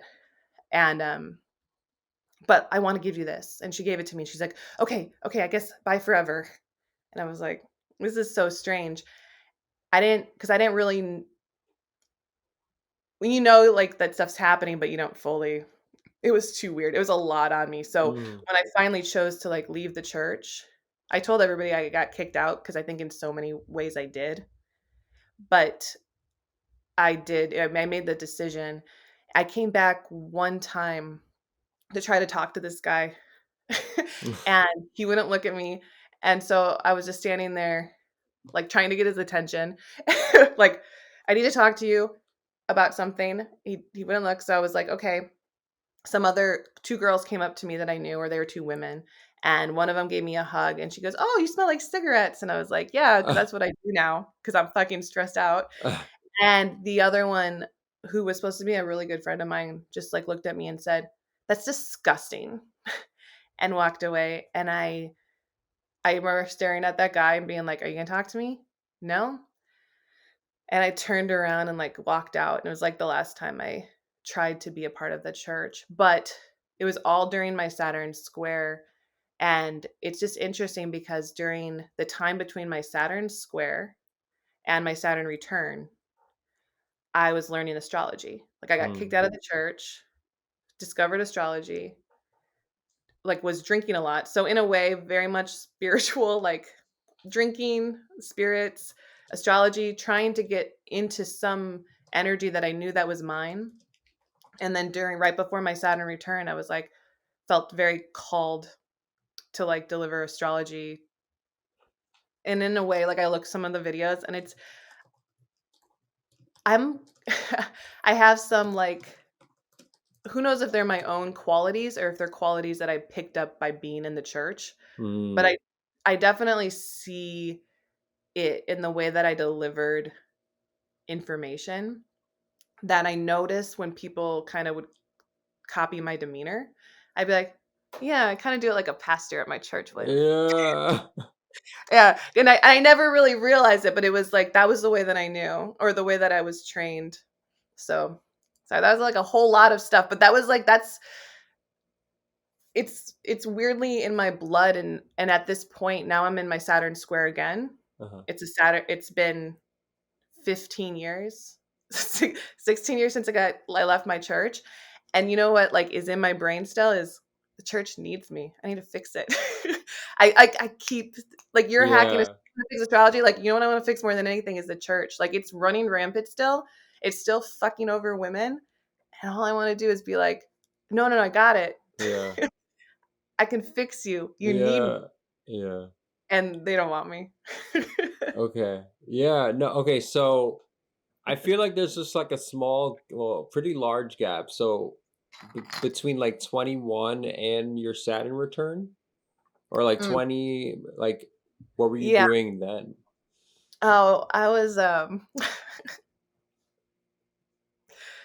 are my good years. This is when Okay. I this is my fun years, but they're kind of a blur. Oh, I was really? I was very drunk. Like, I Okay. didn't do drugs. I, like, dabbled in some pills on occasion. I was not a drug user. I didn't even get high. I really loved alcohol, and there was actually something and I really don't wanna make this, like, so deep or anything, but, Yeah.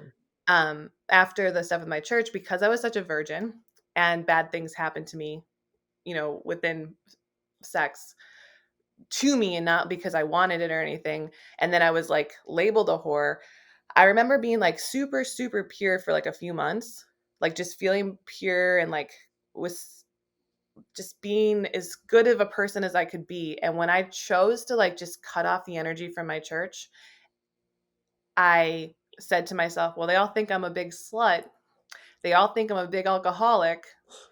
What's that like? And I didn't sleep around, which is interesting, but I wasn't into that. Like, I just was like, the last guy I made out with isn't going to be someone who took it from me. Uh-huh. I'm going to take control over my body. Mm. And I made out with like a lot of guys, like a lot. Like in a like, I can be like, I'm not a slut. I've only had like my number is 5 guys, but Yeah. like hundreds. Like, and I would just it'd be like, "Oh, I'm drinking, there's a guy," and I'd walk up and Yeah. be like I would test the limits of my own ability to, like, I guess, femme fatale in that way, Mhm. if that makes sense. So, during that time from is it's a very strange thing because right now I'm known as an astrologer, but at that time I was known which it's a stupid word or phrase. I hate saying it. I think it's dumb. I don't know why it's derogatory at all, but everyone called me a party girl. Like Okay. that's what everybody called me. And I Uh-huh. I would always like be embarrassed like by that title. I was like, can you just Uh-huh. call me like a drunk hoe or something? Like Yeah. you're calling me a party girl, but it was because I was always up for partying, you know? Mhm. You wanted to go to a bar? I was there. Um, oh, you want to go to a party? Sure, take me. And I was always like the life of the party Mhm. to a point that people would consider me more of an alcoholic than them, even if they were always at the same parties as me. And so that is what I did. And when I wasn't doing that, I was a server and a bartender and Mhm. was just, so I was always working. I made a lot of money, serving, bartending. I'm charming, I could do it. It was just whatever. And then I would go out and drink and I learned about astrology. Okay. Um, I would also say that between those times too, I ran 2 Chicago marathons. Ooh. So I was a runner too, and I think that's Okay. probably how I sustained my life, if that Yeah. makes any sense. Because I ran, so I was running, drinking, working, and studying astrology, and that's just what I did for Yeah. years until Okay. um, I met my husband, and What he year was my was that? 2010. The beginning of 2010, he was a manager at my job, and he got transferred. He got transferred to our restaurant, and he's 11 years older than me, and he liked me, and I would say that like people liked me, but I wasn't into them because I really wasn't into people, right? It was like I was always just running away from my past, I guess you could say. But I wasn't, and that's the thing too, I wasn't just running away from my past. I mean, I was running, I was drinking, and I was overworking myself, which looks like running, and that's true. And I didn't want to deal with my emotions, but I was also studying astrology, so I was building something. And that's a lot of my key videos.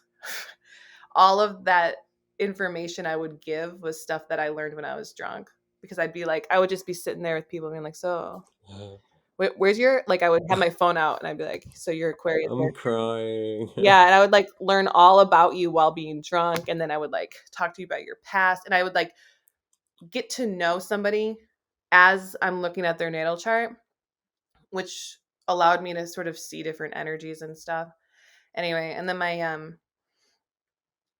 all the managers at that point, my bosses at my restaurant job were like, yeah, she's a party girl. And Chris came in, didn't know that, and was into me. And I was like, into him. And we, we were, we moved into, I moved into his apartment. Like, I had never had a boyfriend really. Yeah, that's what I'm saying. Yeah. And I did have this like kind of boyfriend. He broke up with me after 2 months, and it was never like anything more than I called him my boyfriend. We were official on Facebook, but he wasn't any more than any of the other guys I like dated, I guess. Um, in between, like I would like I'd fuck. Wait, hold on. You told me once that you met your twin flame at 18. I did, and I don't know if I want to totally talk about it, but Okay, okay, okay. I would say this because I think twin flame is subjective and it's a weird, Right, right, right. but I would say that like the energy of what I see in him is that because when I went back and I looked at my life and what I always wanted to do, when I think of twin flame, I think of somebody who puts you on your purpose and your path, and that Yeah, whenever you're back on your purpose and path, their energy wants to align with that too, or it would be their similar purpose. And so yeah. when I talked about that guy who had me work with him on fixing the church, that's what I'm talking about. Mhm. Like he was somebody who I felt like wanted to do the same things I did within the church, right? Okay. And but I fucking loved him so much though. So that's why I'm like I like was I feel you. I know that feeling. yeah. I like and that's where I'm like, if I even go back to that feeling, like think of it, I can feel it again like it was fucking yesterday, because Yeah. that feeling never dies. And that's where you're like, so Yeah. I've had to process that a lot more recently because he was also the guy I was trying to talk to going back to the church. Like I just was like, if I could talk to him, if he would turn around, I don't have to go this train wreck way, right? Right. I'll just talk to him. We'll work it out. Like he- I'll I'll just explain my situation or something. Something we'll be friends. Like it'll be fine and he'll let me back Yeah. in to this world, but he didn't turn around. And so I always think about that like he just didn't turn around. And because of that I got put on my path, which to me is also very twin flame stuff. Like Right. like he's very Mm. for the 2 years that I knew him, he his name and his energy come back up every time I think about what I'm supposed to do with my life. Right. And I'm like, why? Or like if I go back, I'm like, why did I leave the church? Like what was it? Oh, he's right there. Did I try Yeah. to come back? Yeah, I did. Oh, he was right there. Like all that Yeah. stuff. And I'm like, okay.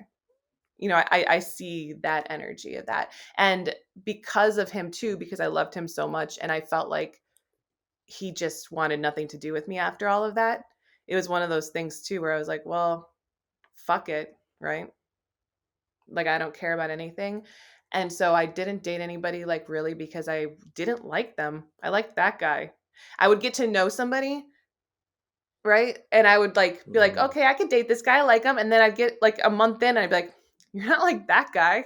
you know? Yeah. Like that guy was how I rated everybody. Like he Yeah. was way better than you. And it didn't and people would be like, Alyssa, he was a dick. He broke your heart. And I was like, yeah, but before that, he had Yeah. all the personality traits of a person that I would like. Mm. And this person, they seem cool and then they're not. And then I don't know why. They're just not. And so he still rates above them. That's all I could think of. So Yeah. when I met Chris and I was 24, Okay. so I had been gone from the church for 4 years ish. Yeah. Um I felt as though he had enough traits that I liked. Um, some of them were lies. Like some of them I think I projected onto him because he was in a position of authority over me and Okay. he helped me a lot in certain Yeah. situations. But like I said, I was a party girl and the managers didn't want anything to do with me. And he sort of was like, no, this is cool. And they were like, oh, if Chris says she's cool, she is. And so he helped my reputation. And if you look at like why I was on this downward train wreck spiral, it was because of my reputation. It's like I got canceled when I was 20 and I couldn't get out of it. Yeah. And he kind of helped me get out of it. And then so Mm. I moved in with him after 6 months and Mhm. it was all so fast. And then our restaurant shut down and they moved Chris over to Texas from Chicago. So Mm. he goes, "You want to come with me?" And actually, he didn't even ask. He's a Scorpio, so he was like, You're coming. basically, he assumed. I told him I was like, "I'm still debating if I'm going to move with you," and he goes, "Oh, I didn't even know that was a thing." And I was like, "What?" I was like, "I." He's like, "We live together. We're gonna move. They're gonna move you too." And I was like, "Yeah, but we haven't been dating a full year." Um, and I'm I don't know, you're my first boyfriend. And but the one problem was that I didn't have a place to live, and I did make the choice to go, like, he didn't drag me, I don't want anybody to think, like, that happened, like, he was 11 years older than me, and he took advantage of my situation, that's not true at all. I was looking for a way out in the end, because there was nothing that I could do on my own anymore in that area where I lived, and so even when I revisit it, I have, like, a lot of trauma. Like, it I went on a road trip in November and we just drove through that area, and it was a lot of, like, like, I couldn't Yeah. get out of how much everybody there hurt me. Like they just kind of broke me down. And so when it came time to like when I had a plane ticket out of there, I took it. Is pretty much Mm. what it was. And I moved to Austin and then I was with him for another year. And then I looked around at my life and I was like, well, I moved to Austin. It's working out fine. And then I asked him to marry me. And he said yes. And Oh, we got married wow. real quick. And that was 10 years ago. Okay. Um, 10 years ago. yeah, actually, I asked him if he wanted to marry me a couple months before I started my YouTube channel. And in a way, I feel like I knew I was going to start doing something different with my life. And so Yeah. I wanted to like cement the other parts in stone. Like Yeah. just be like, "Do you want to like marry me?" And we've talked about this more recently, me and him, because we are separated. And pretty much like I don't see us getting back together at all. Like it doesn't make any sense to me. Like looking back at how everything started, I think we just jumped into a bad situation and thought like I wasn't a fully written character yet. Yeah. And I got married July 2012. I started my channel May 2012. So nothing with my channel even took off until a couple years later. And I already have these all this Yeah. stuff had changed in my life and I got back. I was no and because I wasn't drinking or partying anymore, I was working, I had kids. That's when I started to go through this thing of being like, I'm a very spiritual person. Mm. And he wasn't, he just was never. And he didn't even Was this when you had your Saturn well, I had return? my Saturn return when I started my channel. It was after my Saturn return when Okay. I started to realize. It was like my Saturn return was so heavy that I couldn't even process anything until it was over. And then Mm. my entire 20s was processed basically. And I sat there being like, I've been running away for 10 years and I hit a wall. And I would ask him things like, like about me in the church, and he'd be like, no. And you're like, that's weird that you're my husband and you don't know anything about this stuff. I could bring Mhm. up names of people and you've never heard of them. And I'm like, how come we've never talked about this? And I was like, because I didn't want to talk about it. It was like this little area of Yeah. my brain that I would revisit on my own that I shoved way back there. And Yeah. when it started to pop out, which was actually weirdly last summer, and that's when I realized I needed to get a divorce. It was like my Yeah. entire life was like, "You did the wrong thing, Alyssa." And I was like, "Okay, I see that. I see that I did that." And then you moved, well, you're living alone now. Well, with your kids. No, so I live in my studio, which is a garage, and I'm separated by a yard, and my husband and my kids live in the house. Interesting Yeah. setup. I am the major breadwinner. Like I make all the money. I do all Okay. this stuff. I'm the only one who works. That's what major breadwinner means. But sometimes I like to explain it because sometimes I've told people this before and they're all like, "You'll get out of this relationship. Like when you get a divorce, you can go live on somebody's couch." And I'm like, I literally pay for the house. Can you guys just like calm down and telling me what I should do in the middle of a divorce? Like apparently you don't know what this is Yeah. like. But Mhm. people don't really know what a divorces look like when the female is the one who makes the money. I don't Mm. know, like, it's weird. Um, Yeah. Yeah. but I don't wanna leave anybody we're not leaving anything high and dry, and I don't want to, sever something that Yeah. like, there's a lot of emotions and a lot of problems and a lot of things in our relationship that are, like, personal and everything like that, um, that are a symptom of what I did, and because I'll take the blame for a lot of the reasons why I got into this, and he can take the blame for his stuff, but that's his own story, right?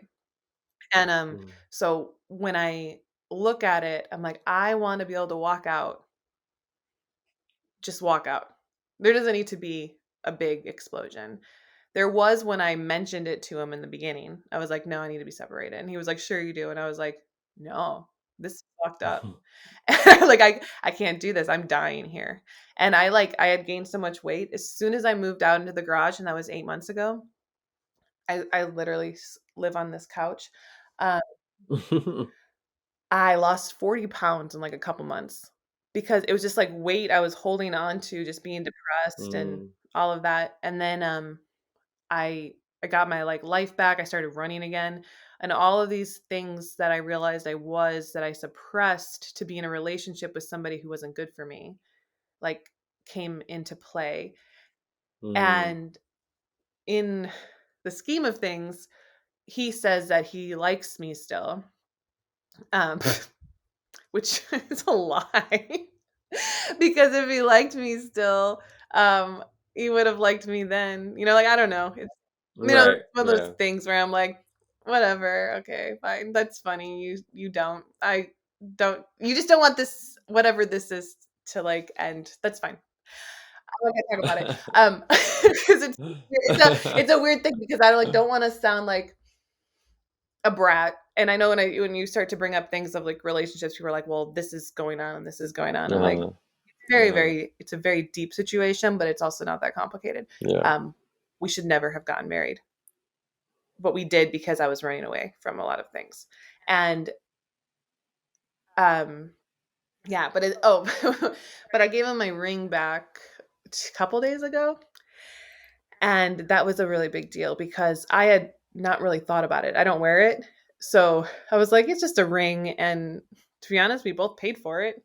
I don't know. Like, we lived together, we were both working, had the money in the bank account, and we bought the ring for me. So what it never really held this like special significance, but Mm. I picked it up and it felt really fucking heavy, and I handed it to him, and then I thought I was going to throw up. I was like, "Oh my god, did I just like cuz objects, they have a lot of power." Yeah. And that was my that ring, it's ownership in a sense. It's your chain. And so it's not like 12 years of being with him. And 12 Yeah. years perfection. Definitely. I At the end of my 12th house perfection, I told him I wanted to be separated. So I went into my first house perfection, and I met him 12 years ago. So I met him during my Oh first house wow. perfection. So he was a complete, yeah, it was. And we both got a lot out of it. And that's Okay. the thing. The cycle was Uh, complete. yeah, I spent like all last year crying. Yeah. I feel you too. When I get like when I'm getting over something, when I'm heartbroken, I just like go into like a different mode and I just cry over the littlest things and Yeah. post sad TikToks. Oh my god. I'm like, I would be able to work sometimes, like when I was running away from the pain, and I could just like, yeah, I got this, and I'd put stuff out, and then all of a sudden I'd hit a wall, and I'd be like, I just don't know what to do, like, and I would just be like laying there, unable to like move or get up, and I wouldn't even be. Sometimes I wouldn't even be crying. I would just be laying there and Yeah. being like, "What's your problem, Melissa? Like, get up." And it's like, I don't know. You're going through a major transformation. And I remember someone didn't get their reading in time, um, a client, and they said, "You need to be a better like business owner and a better professional." And she's like, "Don't even blame your divorce because I know it's not that." And I was like, "Fuck you." Just like, you go fuck You- yourself so hard. You take the reading that never was and you shove it up your ass because fuck. Moved out of Austin within the 12-year cycle, got married, had kids, started YouTube, all of this stuff. And it was very much separate from the church energy, right? And it's funny because obviously that last 12-year cycle before wasn't just the church and then it ended. I didn't like leave my church at the end of the 12-year cycle. There were the 4 years that followed, right? Actually, let me try to think. Yeah, because it was the 3 years, because 23 is when you're in your 12th year, right? yeah. Yeah, and The funniest thing was that guy that I was telling you about. He was gone on this trip for a really long time, so he rented out his house, and I hadn't talked to him in a long time. And since then, since I hadn't talked to him, I was like shut out of his life. But I was talking to, I got well, I can't talk. Okay, so I ran this marathon. It was my second Chicago marathon, and I didn't do a good job running it because I wasn't training super heavily and I was kind of smoking a lot of cigarettes. And if you're a runner and you smoke cigarettes, you can get a lot of muscle cramping. You think it's just your lungs, but my lungs were pretty young and able to do it, but my muscles cramped, and that was a big problem. So about like mile 5, I had a huge cramp in my thigh muscle, and it made my marathon take like 6 hours, which is not good. I wanted it to be like about 4 hours. So it was 6 hours of basically like slow running. And because of that, I got bronchitis.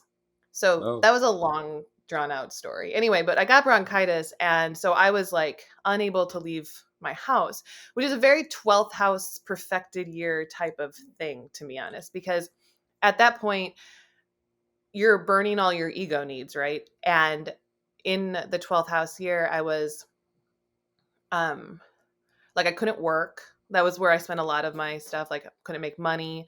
I almost got fired because they didn't believe I had bronchitis because I partied too much, and they were like, "No, she's just been like on a bender." And I was like, "That's crazy! Like I've been literally out for a month."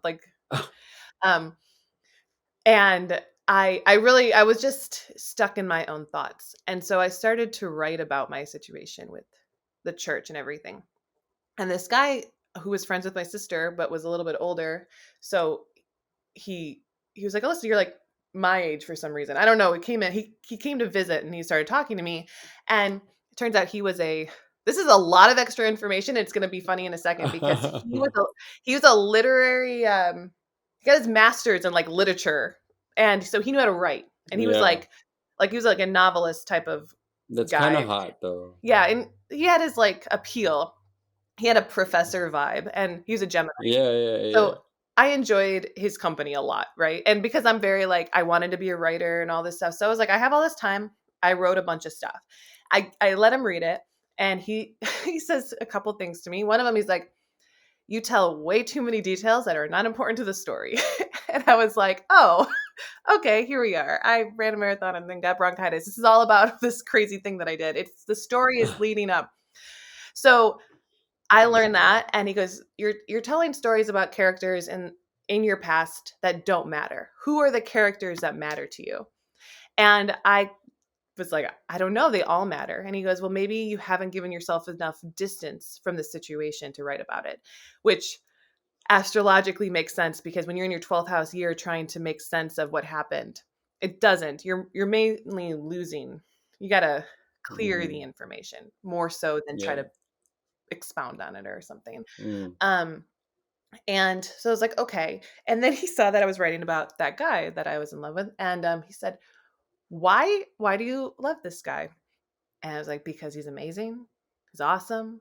He he's like the reason faces were invented. And he's all like I would tell everybody that was my thing about him. I was like, he's the reason faces were invented. Like his have you seen his face? You guys are asking me why I like him, and I should just be like his face. There's a lot more to it. It was a lot deeper, but I at the time I was just like thought of the most beautiful person in the world, and I thought of this guy's face. It was like what would come to me. And then I would think about how like I liked all of his personality traits, but I was so angry at the situation, I was unable to handle it or process it. So he was just down to this face that would haunt my dreams, right? And he told me his name was James. He was like, he's not that great, Alyssa. Like you could have somebody who's like way better. And I was like, oh, like you, whatever. We were we were like friends. We weren't dating, but he did help me like through my bronchitis. Like he just was with me a lot and worked on writing. Very almost like the beginning to a romantic movie, if you think about it. Like, oh, Yeah. she's trying to get herself away from all of this pain, and she's sick, and he hangs out with her while she's sick. I love that stuff. Yeah, me too. It's really beautiful, right? So he he texts me one day after like I'm a lot better, and he said, "Hey, Alyssa, you'll never guess what, but my brother just rented this guy's house." And I was like, "Oh," and he goes, "So you want to come over?" And he used the love the love that I had for this other guy to get me over to his house, because I was like, yeah, I haven't been to his house in like 3 years or something. I would love to go over to his house and and so we had this little like party in the basement of his house, but it was just me and him because it was like a date. And so me and James, the Gemini, were hanging out in the basement. We watched 2 movies and drank a bunch of whiskey, and we smoked clove cigarettes in the in the garage. And it was very, very cold out. And we put it was like cold and dry. We put the cigarettes into a garbage can. So I'm wasted. We pass out. I had to go to work the next day.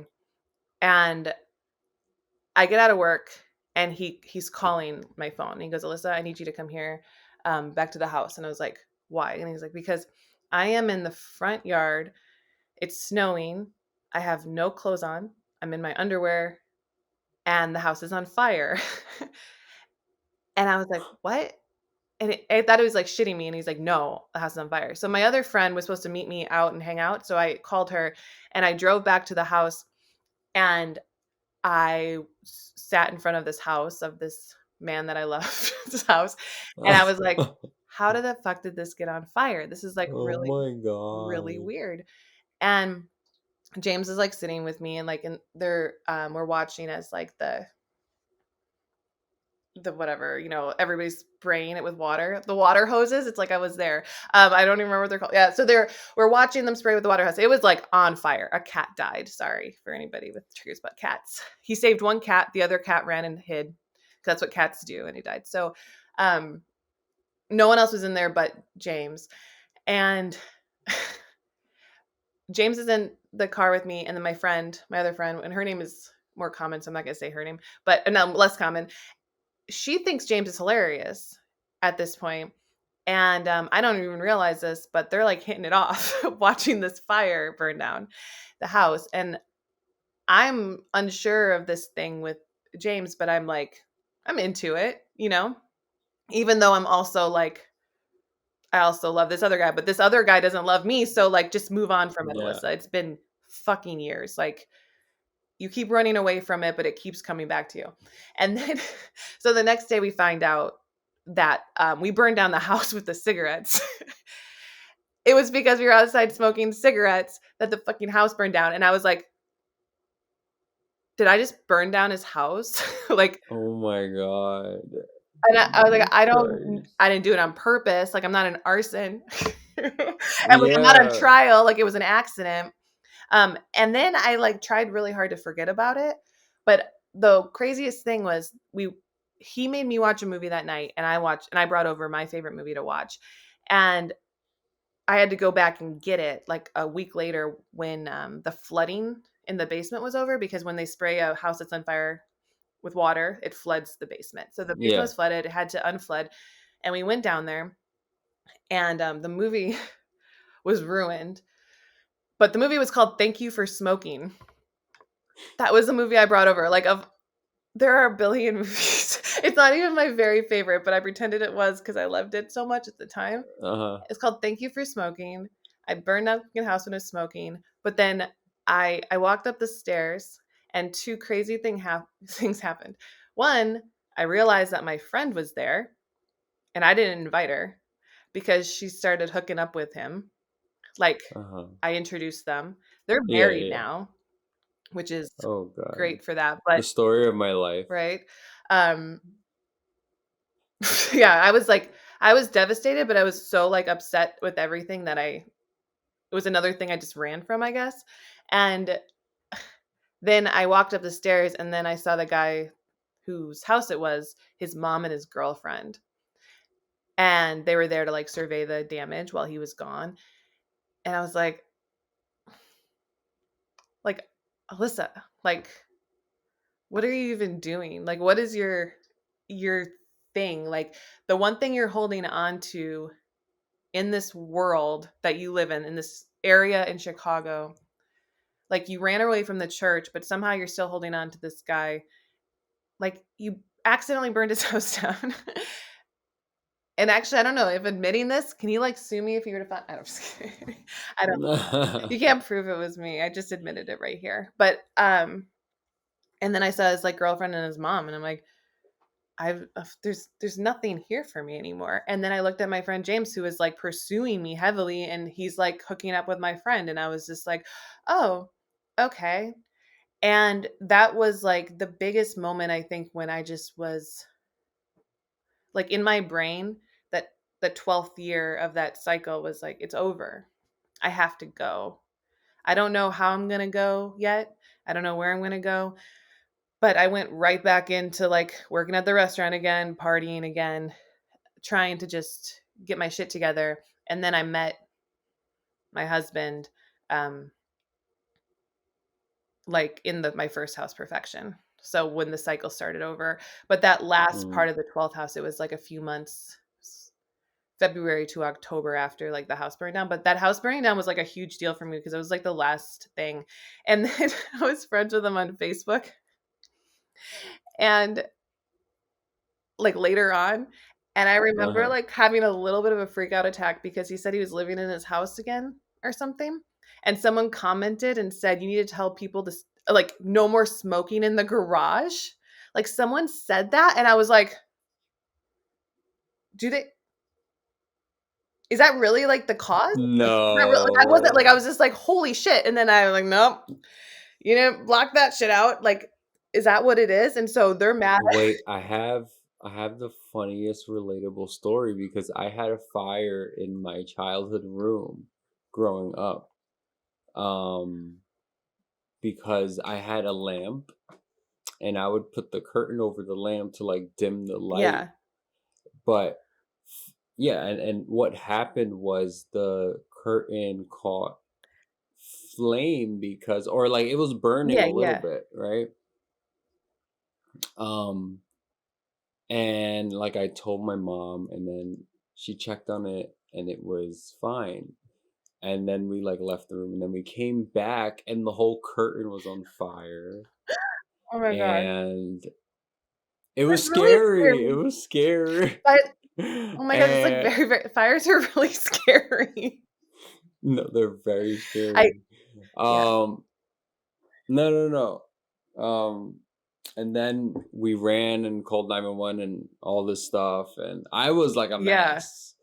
I don't know, it was just very dramatic, I guess. But it's interesting because when they like came out with the results, like they looked at the situation and tried to find the cause of the fire. They said it was an electrical fire, but it was really my well, I think like in my brain after I was like, no, it wasn't the cigarettes. Like, there's no way. And even when I got the movie out and I was like, thank you for smoking. That's weird. I was like, no, it's not that. It must have been the faulty wires of the fridge that was out there. You know, it should have been an electrical fire. And I think I did tell myself like that's what it was. It was freeze. It was below freezing. Like it was so cold in Chicago. It gets very cold, you know, and there shouldn't be a fridge out there. So I was like, that's the problem. But when I saw that comment years later on the Facebook page, I was like, what the fuck? Like, is that like the ruling? Is that what it was? That because I'm like, I didn't mean to. If anybody ever relayed it or saw it, I didn't. It was not on purpose. It was an accident. No, it was years ago. Statute of limitations for prosecuting are long gone. But it is watching that fire. That was that's the only big fire I've ever seen, and it was crazy. And just like the fire like busting out the windows and stuff. And also seeing my friend like literally in his boxer shorts, like in the snow with the fire behind him on his front lawn. And I was like, I could still smell the burnt house in my nose. I could smell it. That smell will never go away. It's okay, wait, so let's dial back to kind of like the Divine Venus. So you got on YouTube, right? how'd you get on YouTube? Or how did that all So start? I was doing the astrology stuff. I was being drunk. I moved to Austin. I spent a year like trying to fit in with like a new crowd of people, new restaurant people. And life like was a little bit different because actually funny, Chris was my boss, and when we moved to Austin, he was like they offered him a different position as a manager of one of their other restaurants. And I was like, "Well, why don't I go to work at that one with you?" And he told me he didn't want to work with me anymore, which it's a kind of a red flag, but I'm used to that from guys. And then now I look back at it and I'm like, dude, I should have just been like, fuck everybody. Like, honestly, like when it comes to my story and what I want people to know is that if you don't feel like that great love, you don't need it. Right? Like I told myself after I burned down this guy's house and I saw his girlfriend with his mom that like and that then I saw my friend just hook up with another person that love must not be real and it must be fake and it's stupid and you should just go date the next guy who gives you attention. Like honestly in my brain that's where it went because I was like none of this makes sense. Um I don't get it at all. I don't understand life. And I was very like because I was too busy running, you know? And I think that's what a lot of us do. Uh-huh. We're doing our thing and then we run from it when it gets a little bit tough and then we don't know where we are. We're all disjointed upside down and backwards. So in my brain, I was being super logical about that great love doesn't exist. But and so I ignored a ton of problems within my relationship. And I looking back, I'm like, even now, I'm like, I'm not trying to like get with people now. Like I'm single and I like that. I want to really explore that. Like and unless I felt that great love again, which I never did. So it's like if I never do again, I'll be okay. But I'm not going to just Yeah. jump into what I did before because I did all that. And I see a lot of people now, they're Yeah. like, well, I just want to find love and have children and everything. And I'm like, that's great. And I did that and I get it. I'm not going to tell you not to do it, like realistically. Yeah. But I would say that is it worth it? I don't think so. I mean, I do. Like, I don't want to, like, and I don't Yeah. know how to say that like correctly, to be honest, because I love that I have my children. But I'm like, what if I did it a different way? What's that timeline look like? And what if I did everything I was supposed to karmically. It makes sense, right? But if I could share with other people that you don't have to go that route, like just Yeah. because you can't find love doesn't mean that you're like something's wrong with you. It's really difficult to find. When you see people getting together, they're not getting together because of love. They're getting together because they want to get married and have kids and they're done being single. It has literally nothing to do with love. And so if that's what you're going for, that's what you're looking at. Yeah. And Yeah. You're right. and I mean, it's like I've lived it because I'm like, that's not love when your boyfriend that you move across the country for is like, I don't want to work with you anymore. And you don't want to work with me because I'm too anti-authoritative. And that's an interesting thing, right? So that's kind of a long thing to get to. But he didn't like that I would challenge him as the boss at the job and that I challenged all the managers. So they'd always be like, check your girl. Because I'd be like, I'm not doing this because this is like, legal, and you work in restaurants and stuff, they make you do illegal things all the time. And I don't even understand. Like Okay. like they'll make you work well, in my brain it's illegal. Like they'll make you work longer hours than you feel you're like that violate your human rights. Here I am like, Oh, just a little bit, like, yeah, they just push your like human yeah. rights a little bit and then you're supposed to just be okay with it. And I'm just never okay with it. I have a people want to call it a personality disorder. I just don't like when people, I wasn't going to allow someone to fire me for being a slut when I was a virgin. I was like going to let Yeah, somebody violate my human rights. So, it's just standing up for yeah. yourself. So anyway, I'm in I'm in Austin. I'm working at this restaurant with nobody I know and I'm trying to like get friends and I'm doing that and I feel like I made a mistake, but then I get friends to drink with. Start drinking. I'm bored as fuck. And I'm like, what am I doing with my life? Like I just moved across the country and I don't know what I'm doing. And it was right before my Saturn return. It was a year before when I really started to pay attention to it. And then it was like 4 or 5 months before my return started. And I went on YouTube. And it was a good moment for me because it was the first step back in the right direction of my life, right? But I didn't do it with any spiritual intent. I was very much Yeah. I was for those years, you could see me falling away from any form of spiritual feelings from 20 to 23, right? And then 24, Okay. 5 and 6, I started my YouTube channel when I was 26.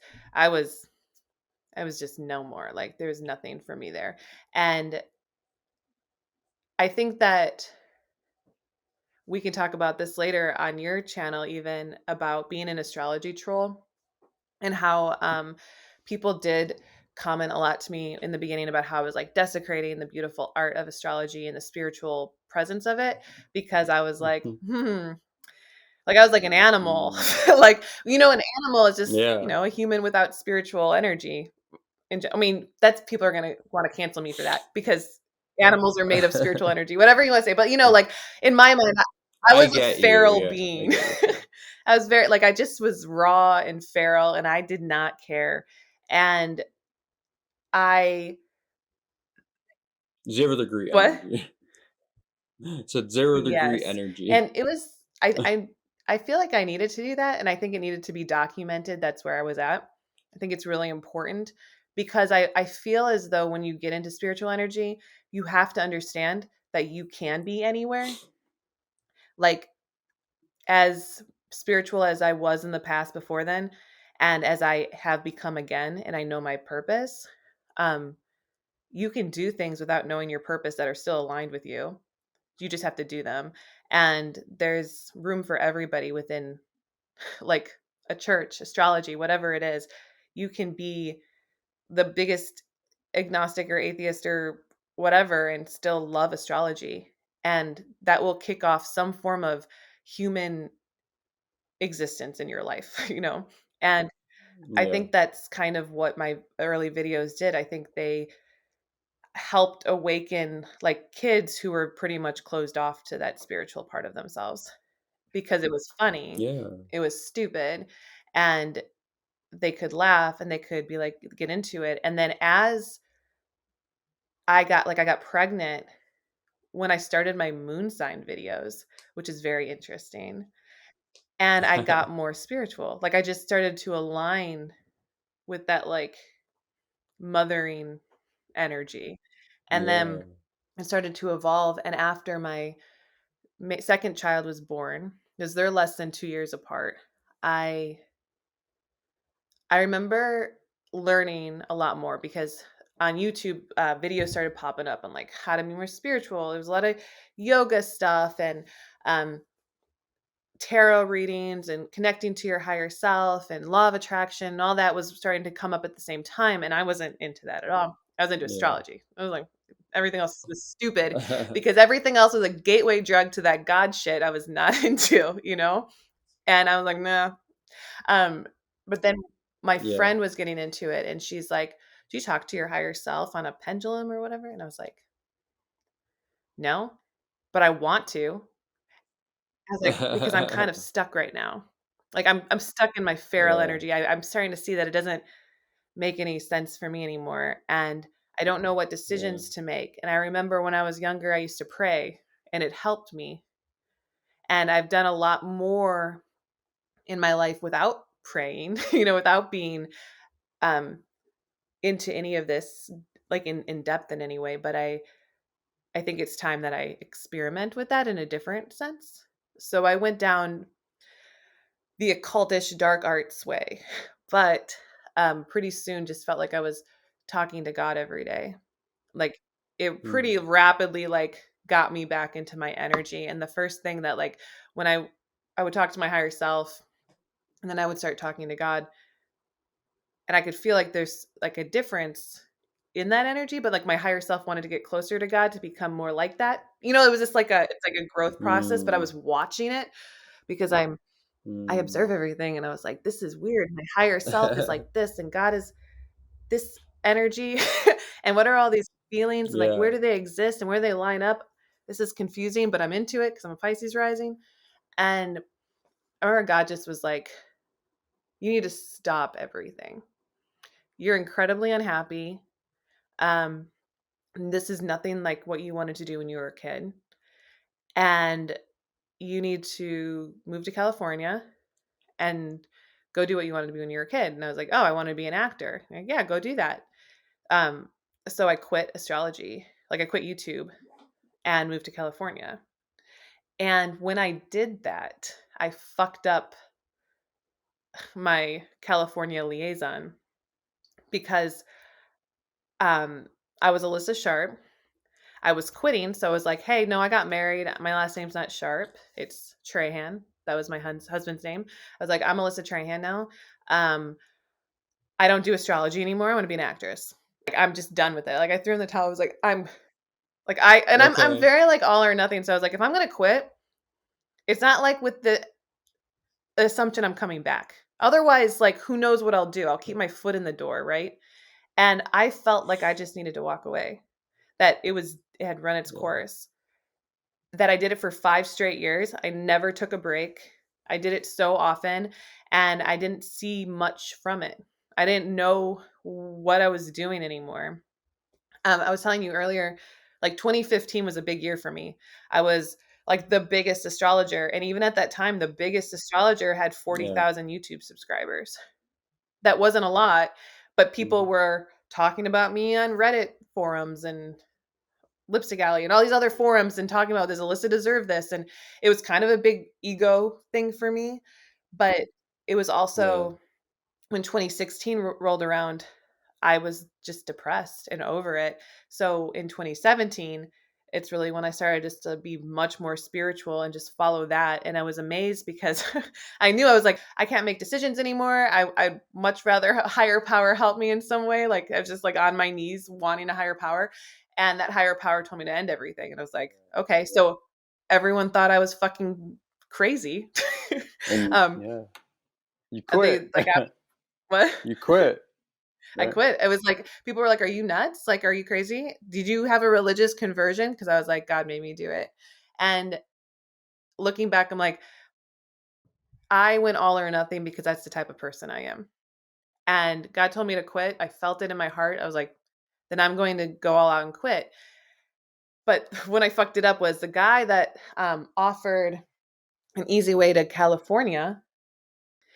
The guy that offered the easy way to California, he was mad that I quit because the only reason he offered me this way was because I was going to help him join the astrology community area, like and make some stuff with him, and like I was going to be his astrology liaison, and he was using my name, and I told him like, and he said he was going to be my manager and help me with my career at like in acting, and he had some contacts, but it was all a lie, of course, and he was just like exploiting me as like Alyssa Sharp, and I ran out of money really quickly, and then he was really upset with me, and his girlfriend was really upset with me too.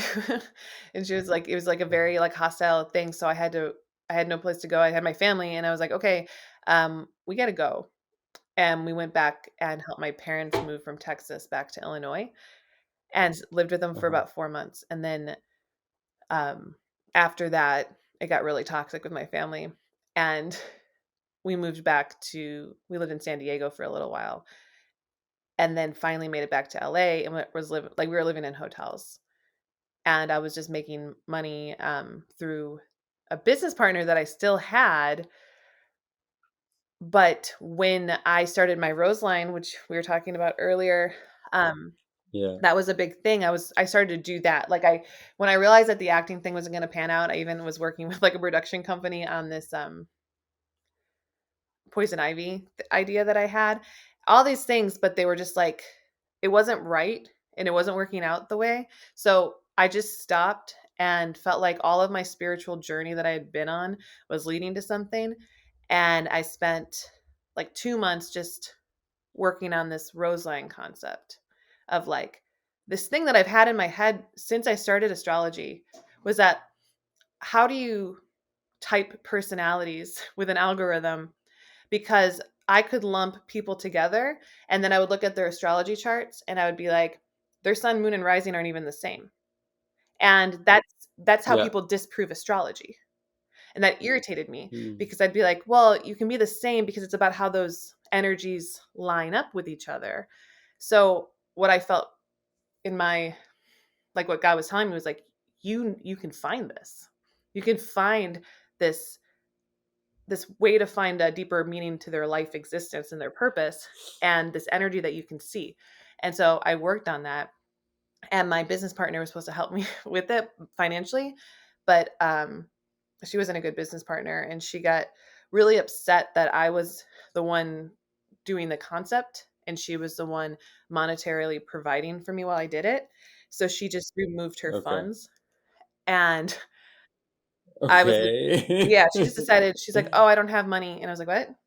And then she just like, I thought this was a project. yeah, she just, Isn't it gonna result in like benefit for us at the yeah, end? and nope, she just put in the middle of it. I was like, "Okay." So I had to like launch it early. So I launched it on Patreon, and this was before I went back to YouTube and everything. I was still like Alyssa Yeah. Trahan. I had this Roseline, but I didn't have investor or anything anymore. So I created a Patreon. I went back to YouTube and I said, "Hey guys, if you're still interested in me, here's my Patreon."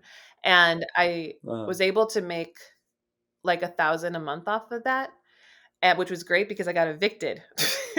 And the day I got evicted, I we were moving out of the house. Like, we got evicted like with the courts and everything, and they let us move out on New Year's uh, Eve, 2018, 2019, that New Year's Eve. So it was New Year's Eve, we're moving out. We get everything into the truck, and then we're putting it in storage because we have nowhere to go. And I'm like, fuck. But I have Patreon, so I'm like, we can go back into hotels. We'll figure it out. And then I'll start selling readings to my patrons because that's all I had. I was like, we're yeah, hey. and like, we're gonna make it work this time. It's gonna be okay.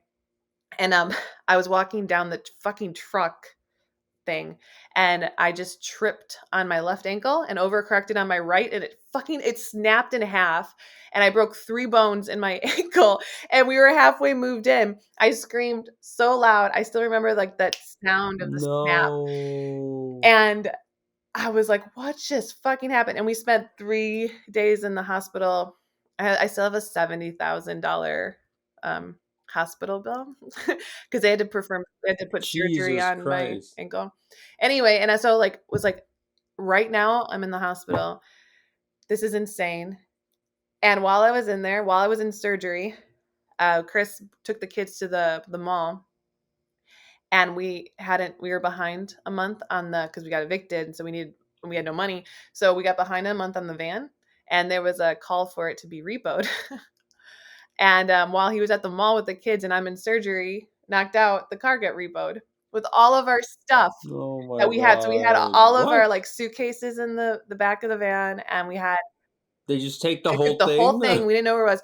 So he called and he's freaking out, and I'm on drugs. I just got out of the surgery, and I was like, "Get the fuck over here!" I was like, "What are you calling me for?"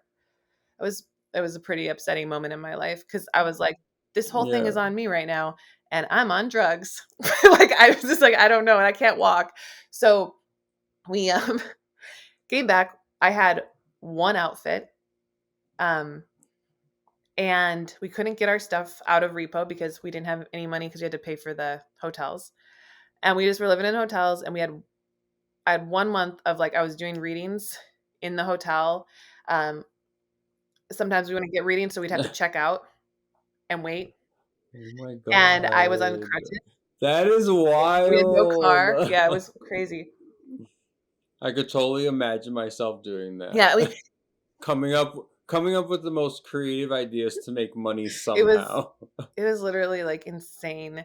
And then I like every night, it's like when you get to that point too, it's like every night we prayed. And that was the night too, like because I was very like had been in this very spiritual place for 2 years now, right? And at that point, Chris kept asking, like, when are you just going to realize that this, your God maybe isn't real? Like shit's not working out and stuff. And I was like, because he promised some things and they already happened. You got to have faith. Like, we're at this point where you have to have faith. And I, like, when everything was like crazy, I was just like, hey, I think we need to all pray together every night, because I can't do this on my own. I'm physically doing it all on my own, but I just need to know that I have like some support. And so we just prayed as like with the kids every night. And some nights we had money. I got pretty addicted to wine because you can, like, I would sell like a reading, and I would make enough money to like get 2 nights in the hotel, which was great, and a bottle of wine. So it was just like, get 2 nights and a bottle, because you're just like, this is, or 2 bottles. Did you have days when you didn't have a place to stay? Like, Yeah, we would, there were 2 nights, or 3 times. We had to leave the hotel at 11 because I didn't have money for another extra night to stay to extend it. And we would go to Target or the mall and walk around, and I would sit in a wheelchair, because I had to be on my phone and I had crutches. So I would, like, sit in a wheelchair, and I would be trying to figure out how to make money. And I would sit there and be like, I'm doing this, and I would use Instagram, and I was like, um, and the big thing was when I actually made a video about it a little bit, and people were like, how come you didn't tell us that this was happening? Like, you could have had a GoFundMe or whatever. And I was like, ew, I don't know, like, why, but, and I don't, like, I'm not against anybody to have that. It just never felt right in my, like, it never even felt like an option. Like, I was going to go on YouTube and be like, hey guys, I'm homeless. Can you help me? And I'm not even knocking anybody who does that. Like, I think that's probably a smart move. Um, but it was something that I was just like, no, you can do it, Alyssa. Like, you can do it. And then, um, out of nowhere, my sister goes, hey, I'm moving into this house. If you can pay me money, I'll let you and the kids like stay in one of the rooms. And I was like, okay. And we had literally like 3 days left of our stuff in repo before they were going to toss it, like throw it away. Like, 'cause I'm still wearing the same one outfit I had, by the way. Like, I just wore one outfit for this entire month, and I'm trying to, like, whatever. Um, and we got the stuff out of repo because I moved in with my sister. And then I was with her for a little while, and I was paying her money for rent. And that's when I started to be like, okay, I'm not super stable right now, but I'm stable enough. Like, what am I going to do next? And I was like, I need to go back on YouTube.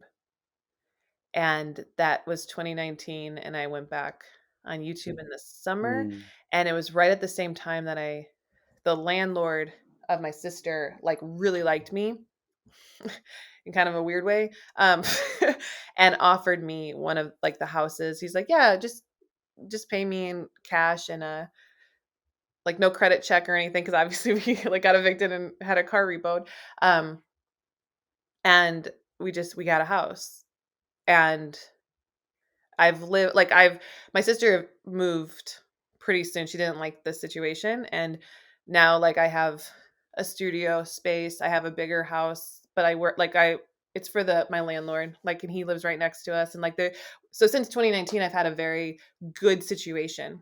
Right. And yeah. it's grown and it's expanded. And even when I was in the, when my sister lived in this house over there, I'm pointing at it. You can't see it, so I don't know why I'm pointing at it. But I went viral on YouTube, and I had already reached 100K December 2018, but they didn't send me my plaque. And so I tried to be like, "Hey, where's my plaque?" And they were like, "Oh, there's some problem here. Yeah. Maybe you did something bad." And I was like, "Did I?" But apparently I was shadow banned. Ah, And, they oh. unshadow banned me or something, but they didn't say it like that. I Huh. got the plaque sent, and then I went viral. And when I went viral, I gained like 50,000 subscribers in like a month or 2. And because of that, it was like, "Oh, it's time. Like, it's time to go back on YouTube. Like, I'll pick up this momentum." And I did, but you can kind of also see that my videos in 2019 are not necessarily like me. They're kind of what was popular at the time because I didn't know what to do and I was trying to make money. And then in 2020 was the weird era of Alyssa where I called myself Elizabeth. It was a very weird era where I was trying to figure out what I was supposed to do. So I was a little angry all the time. That's when I called out Natalia Taylor. um, Yeah. I was like trying to find. I was up at night, like looking at what happened while I was gone, and realizing that like my entire channel was just siphoned for content. And I was like, while I was homeless, while I was Yeah. fucking dying, like while I had no money, while I was dealing with like people taking advantage of situations and all of this other stuff.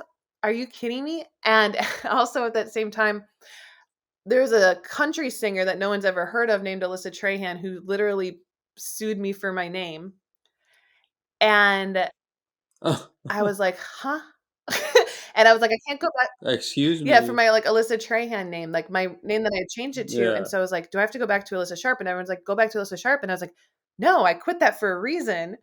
And so that's when, and Alyssa Sharp, all of my handles that I had Twitter, Alyssa Sharp, Instagram, Alyssa Sharp, they were all gone with by other Alyssa Sharp. So I was like, I'm not coming back on as like Alyssa Sharp official. And so I had to change my name to the Divine Venus, which is kind of It it's a catchy name. And none of like, is. even in 2020, none of the Twitter, like all the handles were free and available. And I think that's kind of like Huh. like, a little, Yeah. man, I'm talking a lot. What's it No, okay. you're touching all the points. I'm so You're used to just touching on all talking the to a points. camera. It's like not even an interview. No, Yeah, I mean, this it is is, your I guess. story. But like I said, I guess. The big thing was like I felt like the Divine Venus belonged to me because I was able to take it. Um, and then it was summer 2021 when I added Sharp back. Like it took me a long time because Okay. I think I had to cleanse that name, like purify it because it was so feral. And so I was the Divine Venus Yeah. for just for a year and a half, like with just being Alyssa, the Divine Venus, trying to figure out my footing. And I Mhm. started TikTok in like December, but I was like fucking around with TikTok in December of 2021. I mean 2020. And then Yeah. 2021 hit and I was like, I kind of figured out how to use TikTok. And then all of a sudden all these people came and they were like, Uh. are you Alyssa Sharp? I haven't seen you since I was like 12. And it hit me Yeah. in those moments that I could like Alyssa Sharp would be okay. Like I found my people again. And it also was interesting because Mm. I had lost everybody and they Right. were all young and they all went to TikTok. So when I refound them, it was like I refound a little purpose. Like there's my kids, they're all grown up. Yeah. And then realized Yeah. too like that there are a lot of tarot readers and astrologers on YouTube who are such dicks about TikTok astrology. And that made me just want to do it more. Because I just like Yeah. to do things that are against what other people say you should do all the time. Anyway, now Same. in a 2019 too, I forgot that's when I started my other podcast where I all of the knowledge I collected while I was doing Roseline and when I was at my church, all of that stuff, I just started putting it into my podcast. So I actually started my Yeah. podcast before I went back on YouTube, which is interesting as well. I was like, Okay. I guess in this sense, I was trying to get it right. Like, Yeah, that's how yeah, I felt with this podcast. I was trying to like mhm, just well, in a different way, get it right. I was just trying to figure out like what is my edge, what yeah, is my perspective, like yeah, because what do I stand for? we can all And fuck around then with yeah. astrology, but like, yeah, what do you stand for? I think that's important. Yeah. What do you feel Yeah. for you Exactly. that you stand for, like with this? I stand for like an openness in terms of how people perceive you. Like I feel like in terms of especially cancel culture on social media, it it paints this person as maybe making a mistake on one thing, or like someone seeing you based on like lies that Yeah. one other person like put on you. And yeah, I feel like it's very limiting. There's not a lot of space for conversation. There's not a lot of space to figure out as a community how we could like work together to like solve an issue or like Yeah, rehab a I like person, you know what I'm saying? And that's what I want to bring, like I don't want to shun someone, like I yeah. want to understand them. Like I'm all about reform, I'm all about rehab. Like I want to have a conversation and Yeah. construct a better way that a person Yeah, should be it's, going about life. it is amazing because well, you say that because if you're an astrologer, you've been canceled, most likely. Um, because the astrology community, they're fucking pricks. They just are, and, um, from my perspective of something that I've been able to see was that, like, when I went to church, right, and I got canceled, it's very easy to get canceled at your church. Yeah, I had seen it before me, like, I remember this man who was gay, right. and, he's and I wanna say this in the sweetest way possible, he was so gay, like, very gay, had a wife, right? But, like, sweetest sweetest gay man Obviously ever, nicest gay. guy. "Hey, Alyssa," like, just in the hallway, he was such a nice man, and, I my mom had told me that, like, he, ran this, one part of the church, which was about, like, healing traumas and stuff, right?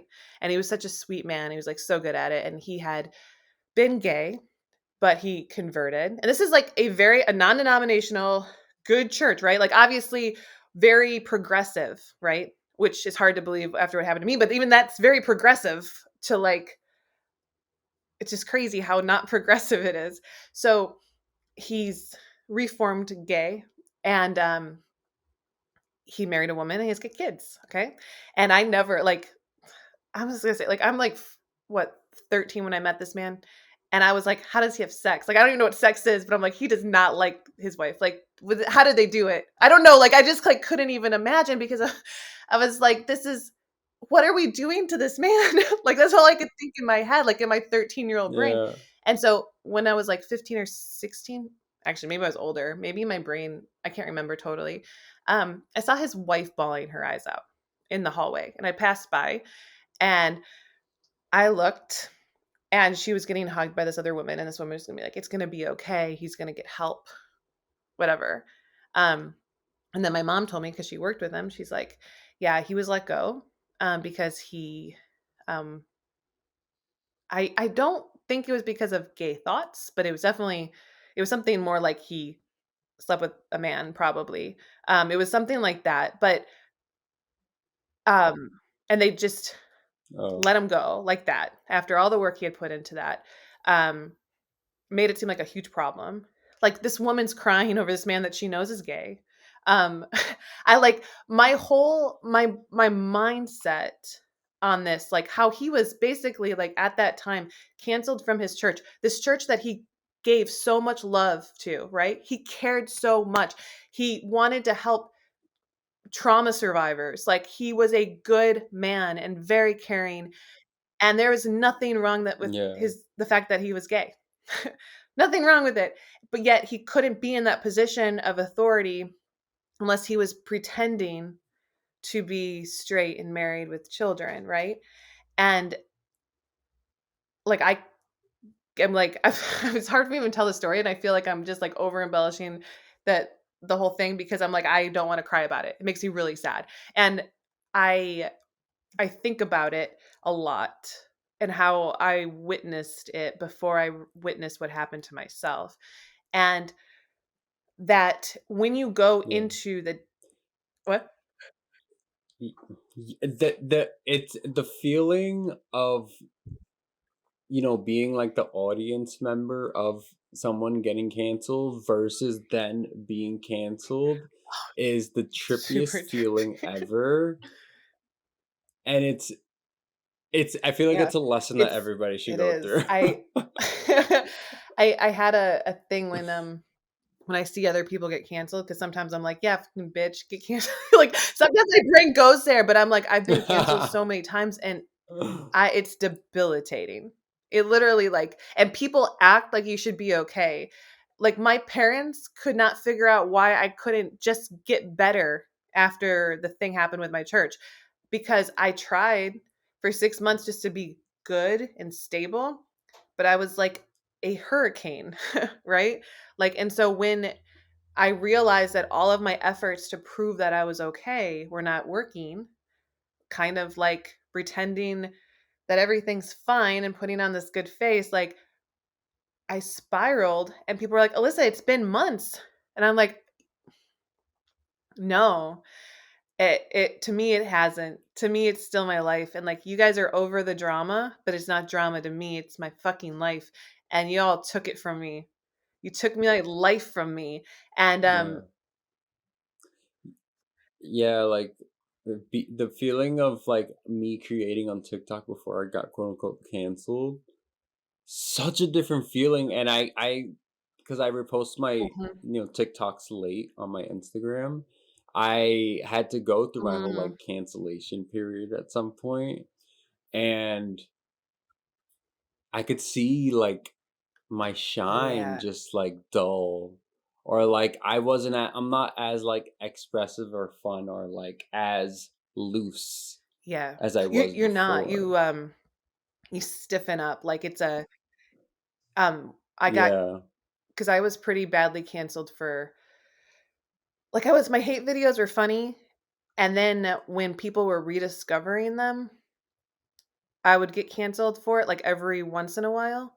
But then it was a big deal with, this one girl I took under my wing as a young she was a young astrologer, and I, like, directed people to her videos because there weren't a lot of other YouTube creators out there, and she decided to flip her shit at me and make a video saying that I literally, like, invited her to live with me, which couldn't have happened because she was living in my stepdaughter's room, who was coming to visit, and I told her to leave. Like, I was like, and I let her stay with her daughter and her cat even, and I, like, let her stay, and I kept telling her she had to leave, and she didn't want to leave. And so because of that, she made a video about how I told her to come live with me and then kicked her out on the street. And and she got me fucking, like, I was canceled. Like, I remember, like, getting yelled at by people who were like, "You are such a bitch. Like, what is your problem? How could you do this?" And I know, I like, had a panic attack in Target. I was I started freaking out I was gonna faint, and I ran, got some water, and, like, just, like, sat on the, or, like, laid my hands on the drinking fountain and was trying to, like, breathe in because it was all happening. And I remember, like, at the very end of it, and actually I probably had PTSD from my church too, because that was, like, the first real time that people were, like, yelling names that weren't true of me at my face and then expecting me to apologize for it, and just feeling like your whole reputation is based on this lie now, and now you are this lie, and building you up like this horrible person so that they can purposely throw stones at you. And I was going through all of it, and then afterwards, all of my videos were very, I just, like, I couldn't break out of this thing, and I could feel myself get more and more depressed yeah, as time went on, even though it was yeah, a year after that would have happened or whatever. Like, I was trying to maintain my signature, "You guys," and I couldn't. It was gone, and people were like, "I yeah, miss the old Alyssa," and I was like, "Well, you shouldn't have fucking canceled me." Like, I don't know, like, I'm trying I yeah. Like, I can't do it, and people are like, "You gotta stop caring what people think of you," and you're like, "You don't know what it did to me." Like, it's not about me caring. I could sit yeah, here all day and be like, "I don't care, I don't care, I don't care." My body cares. It's not about my brain. It's about my heart. It's about how you broke my heart. It's about how, like, my feelings are just can't handle it. It's how my body is broken now and you don't get it and you do want to like die. And this is actually a thing too. When I was thinking about my this guy from my past who had to leave the church because he was gay, how at churches, because it's a spiritual thing, you have to be good. You have to be married, even if you're not anymore. Like, you could have pastors just totally separate from their spouses for years, and they would never tell the congregation. And then eventually that spouse would come back after they've sowed their wild oats or whatever, and everything would be fine, and they never tell anybody, right? Because it's all about being happily married. It's about being like fully devoted to Christ and God. It's about not being gay, not being promiscuous, not doing any of these things. And you know that that is impossible for people to be like that. And when you get into the astrology community, I think this is why there's so many cancellations that happen to us. Like, even though it's not even as big as the church is gigantic, they should have way more cancellations, but it's because people are better at pretending. But in Yeah. astrology, it's still a spiritual career. So people still look at you and they expect you to be all these things that they would expect a pastor or a church leader to be. But we don't expect that of our fuck you, Mm, that's stupid. You're like, I'm I'm not like that. I'm a full human. yeah. I run the span of human nature and I none of that should matter. Yeah. And people still look at you and they're like, "But you're still speaking something that is spiritually like it's something spiritual inside of me. Therefore, I want you to be perfect." And all you have to do is mess up a little bit. Mm, Like even if it's real, even if it's a real mess up, but it's just tiny, all of a sudden you're like a pervert or like um yeah. a predator or Yeah. a dumbass. Or people are like, "I can't believe I'm so embarrassed I ever liked that person." And you're like, "Wait, what?" Or I mean, I don't want to bring up somebody else someone else's story in this, but there was this girl who got super canceled on TikTok and they literally went through all of her tweets that were just funny tweets to call her out on them Mm, because she hit a million TikTok mm, followers before everybody else did. It's like not saying that everything that she did was perfect, but neither am I, and neither is anybody. And it's like they started to turn her into a fucking predator from being somebody who might have done something problematic. And you're like, okay, we need to like figure this out because you can't be like a Nazi predator, horrible human being like all at once just because you said something that someone didn't like or you did something that was problematic. It's like you have to be able to separate this energy. Um and they people can't do it or like yeah. with the video about me. I remember like nobody wanted to get on this video and this girl's when she was talking about how awful I was and say, Alyssa has a young baby of her own.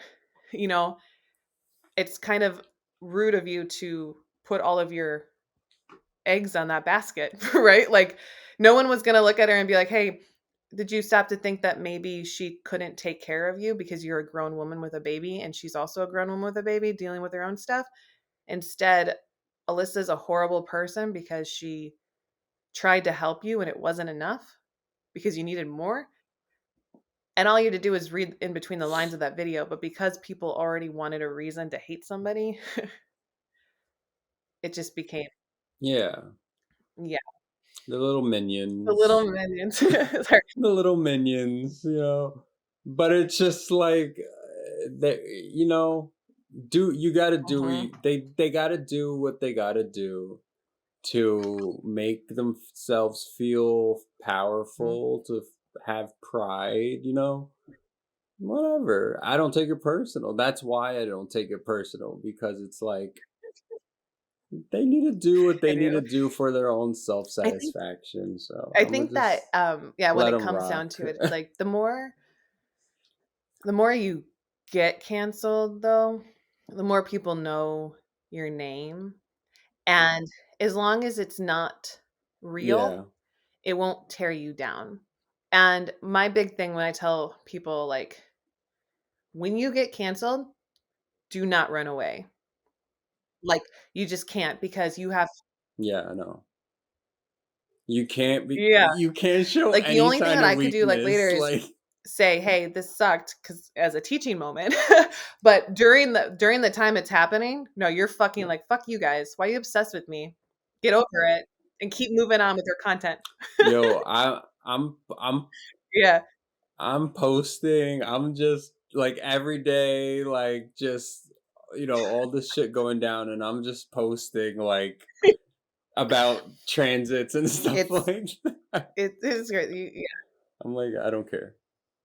No, but here's the thing, like some people get yeah. canceled or Mhm. called out, but they fall. They can't Yeah, take it. They can't take the pressure, they can't take the heat, and they just hide and they yeah. run away. And I've seen many I people know just yeah. disappear because of that.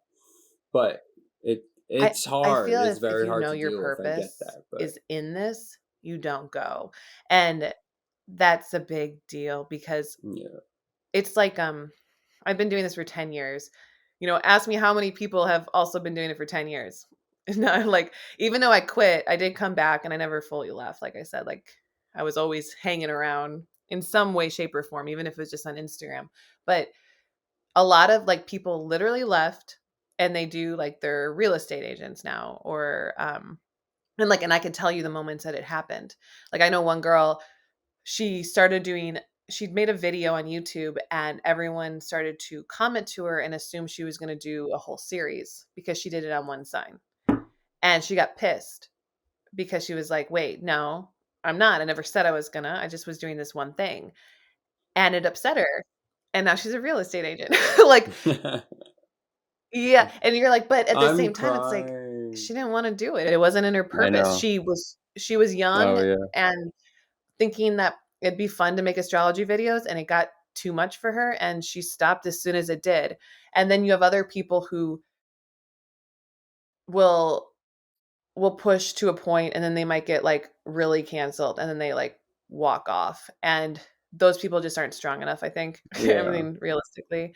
Um, but it was probably never for them anyway. Yeah. And I mean, I get this like way and if I start thinking about pastors and stuff, like there's so many disgraced pastors. Like why do they all hide, right? Yeah. Like I understand that these accusations some of these pastors are huge. Okay, okay. Like look at this. How many pastors of churches have been disgraced for sexually exploiting women or in some way or having an affair with the nanny or coming on to another woman in the church? Like okay, that stuff. That stuff will get a modern day like pastor canceled and removed from the church. Now, these are grown men having weird, creepy relationships with grown women and utilizing their power in a bad way, right? People come back from that. As long as they're not hurting a minor, trying to destroy somebody's like career because they didn't sleep with them or like I mean, there's like a few lists of things, right? But you're a man, you're having an affair with your like, okay, Carl Lentz he got fired from Hillsong. He might be more of a creeper. I don't I have know. his phone number. You have Carl Lentz's phone number? Because yeah, I do. Because What the fuck? I used to be a Hillsong person. I used to love What? Hillsong. Oh my god. I used to Oh love Hillsong, and no way. I was a huge Hillsong fan. And I used to follow them on their Instagram, and me and my best friend at the time, we're not best friends anymore though. We would just like talk about it and just like share posts to each other. Mhm. But I remember once, oh my God, I went to one service. Woo! Where some guy was basically just talking about homosexuality and it being bad. And usually Hillsong doesn't touch on those topics and stuff like that. But it was Yeah, one of those days when someone did they did. come and they were unapologetic about it, and the church was too. You know, Uh, oh, yeah. like after the person gave the talk, they didn't like. Yeah, because they would have it would have been worse for them if they were apologetic because they would have been removed from like the coalition of churches. That's not what it's called, but Yeah. yeah. So I mean, it's a church, whatever. But Yeah. and I know people walked out and all that kind of stuff. But anyway, I remember they posted on Instagram about it after. Mm. And then I commented, as the Aquarius I am, and I was, just saying, I was just calling them out for like that, blah blah blah. And then Carl Lentz DMs me. He's like, he's He's like, like, hey, boy. hey, little boy. Go ahead. He was like, hey, we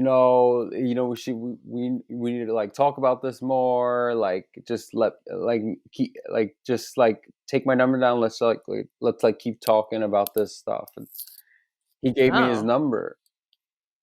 But you know what the most embarrassing part was? what? Once I got the number and I texted him, I screenshotted it and I sent it. I thought I sent it to my best friend, but I sent it to Carl Lenz, like Oh shit. basically like leaking his number to my friend. Oh.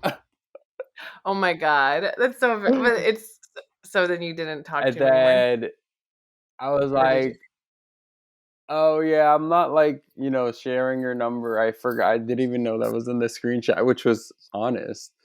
And Mhm. he was like, "Yeah, yeah, yeah, da da da." And then we just never talked after that. That's funny. How long before he was disgraced? This happened in like pretty early actually. I had to be in like high school or college, maybe like Oh, early college. So that was like 2015, maybe 2013, okay. 2015.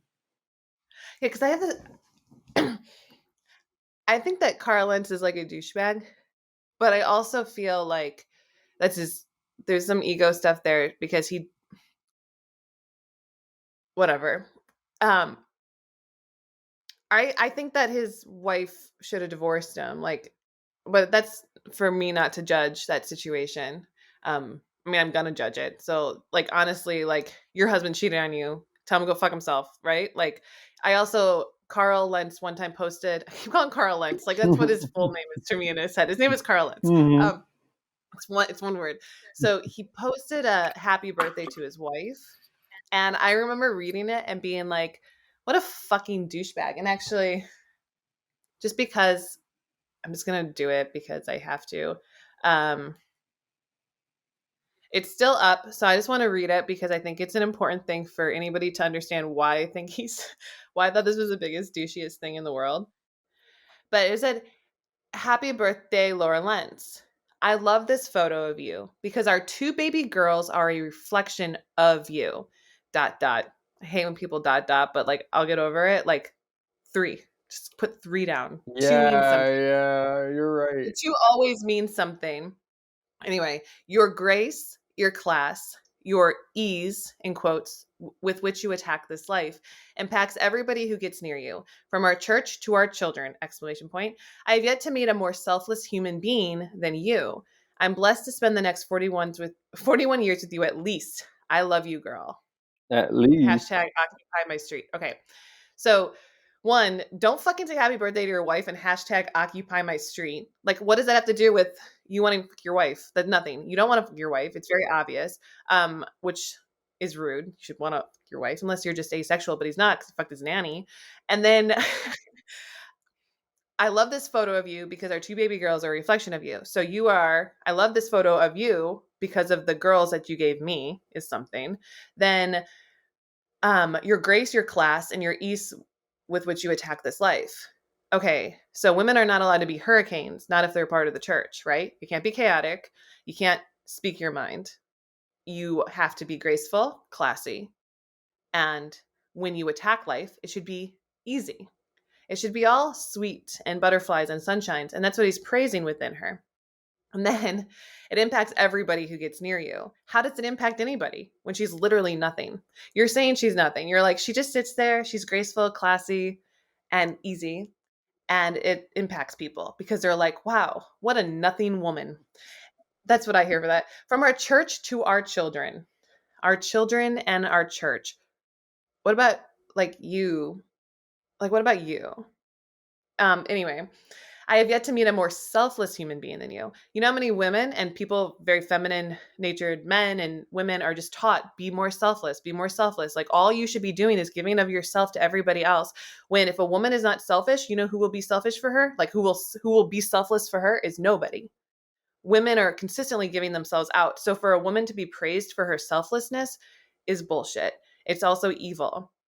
I'm blessed to spend the next 41 years with you at least. No, you're fucking the nanny. So it's like I read that and that was October 12th, 2019. And I remember, oh, she's a Libra. Also, she's got fake boobs, which is fine. I don't care. But like, they're just very obvious. Just saying. What she's I said, just so saying. I'm just saying, I just noticed. I just stared. I was like, oh yeah, she's got double. Okay, so the thing is, He didn't even talk about himself though. no, Like like what does he love he about didn't talk about like how she changed his life. exactly how she inspires him, how she how the first time he ever saw her or like why he loves her. He loves traits about her that are about her reputation And it's and very how public too. yes. So it's like don't fucking like I know it's an Instagram post, but like those take extra time and care. And so he was being very careful not to mention any form of love for her. And then so when it came out that he cheated on her, I was like, yeah, no shit. You don't love your wife. If you loved her, you wouldn't have done that. And I could tell you didn't love her because of what you told the world about her. Those aren't loving traits. Like you don't need to get up there and be like, every time you say fuck, it makes me hard. Like, you don't have to say that, but say something like that, like something. Otherwise, like I said earlier, most people who are married are not married because of love. It's not even business. Sometimes, like, that's kind of businessy. It's like because you're supposed to. And part of me thinks, like, why is Carl Lentz not why is he not on his Instagram anymore? Right? Like you got fired from your church. There should have been like that's different. You did something that people do every day. But because you're a pastor and you're now proven to be inauthentic, cool. Get back out there and fix it. Yeah. Say just fucking fix it. Say yes, I didn't love my wife. That's true because no man who loves their wife fucks their nanny. It's just obvious. It's logical. Just say that shit. No, that's good. We got it. All right. Now say, I was a part of a church and the whole church situation that requires us to be inauthentic with you. I don't want to be that way anymore. I want to come to you in a place where I can preach to you and teach you about God and also teach you about being authentic. Okay, done deal. Then all of a sudden, you've created a new church that people would be more inclined to go to. Because it's not saying that Carl didn't have a gift. He was a douchebag. He wore his shirts all weirdly open. Like, I don't know. But like, that's Yeah. his thing. It's his prerogative. I'm not into it, but that's his thing. And I get like, I just don't get that. Like, I get when a pastor does something like hurts a little boy, or like has a history of just being abusive. But if you're a dick, like you're just a dick and you kind of swing your dick around, yeah, maybe you shouldn't be preaching at this church like this. But maybe you should change the entire church culture around it. Yeah. Instead of leaving and expecting that the church culture is going to remain pure when it's just not. And it's very irritating. I think he And could probably start something around like ex-Christians. and people who want to see like more authenticity, because it's Yeah. like this. Which would be fucking life changing, and I would be a part of that movement.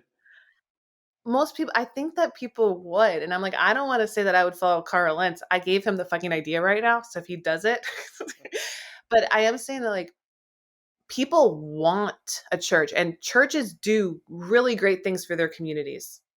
They do. They have volunteers who will give food to the homeless and shelter, and there are things that will happen that are just good. That when there isn't a church in a community, those things don't happen, right? Because churches come together to do that things on those things on purpose because of their doctrine, right? Or like because that's what they feel they should be doing. And what I like kind of get from this is like you can't you could fix it pretty easily. Like it just switch the shit. Like you didn't need to get rid of me from my church. You needed to let me speak. You didn't need to silence me. The church just needed to let me speak and let me say my story and let me talk about how this happened and that boys need to stop trying to girls when they're drunk.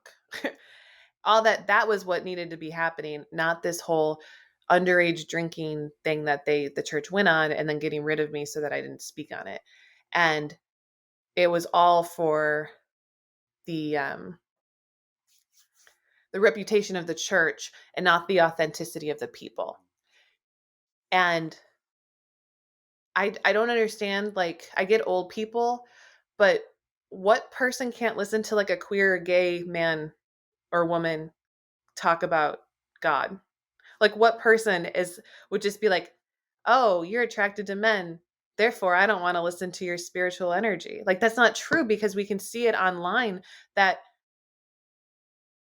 we do want to see Yeah. people talk like that, you know? Yeah. We want their authentic. I mean, they're canceling them every day too, but not for those reasons. It's like for other authenticity reasons. Like I don't know. So I'm getting Or into like it's almost like made up inauthenticity. Mhm. It's, Yes, because it's like, no, no, I actually didn't mean to say that. All you had to do is ask me, and I would say that no, I didn't mean like the last thing I got canceled for was simplifying astrology in a funny way. And it didn't even go viral on TikTok. Well, it got like 100K on TikTok. It went viral on Twitter to cancel me. yeah. And I was like, um, it was I didn't even put makeup on. That's how little I cared about that video. I was trying to just make some content. I was like, hey, did you know this is funny? And then I figured it would start a Discord in the comments and people would learn about what makes a planet exalted, right? I was waiting for the comment section to understand, right? Instead, I was being told I was spreading misinformation, and I am the reason why people have to stand for astrology against people like me because of the misinformation that I choose to spread. And I was like, really? You guys didn't, no one got it? Like, it was a, It's such like Pisces communication. it Do you is. have Aquarius? Where's Aquarius in your chart? I have Jupiter in Aquarius. It's Yeah. the ruler of my midheaven. Okay. Yeah. Yeah. Definitely. So, I I was, that's very Aquarian too. yeah.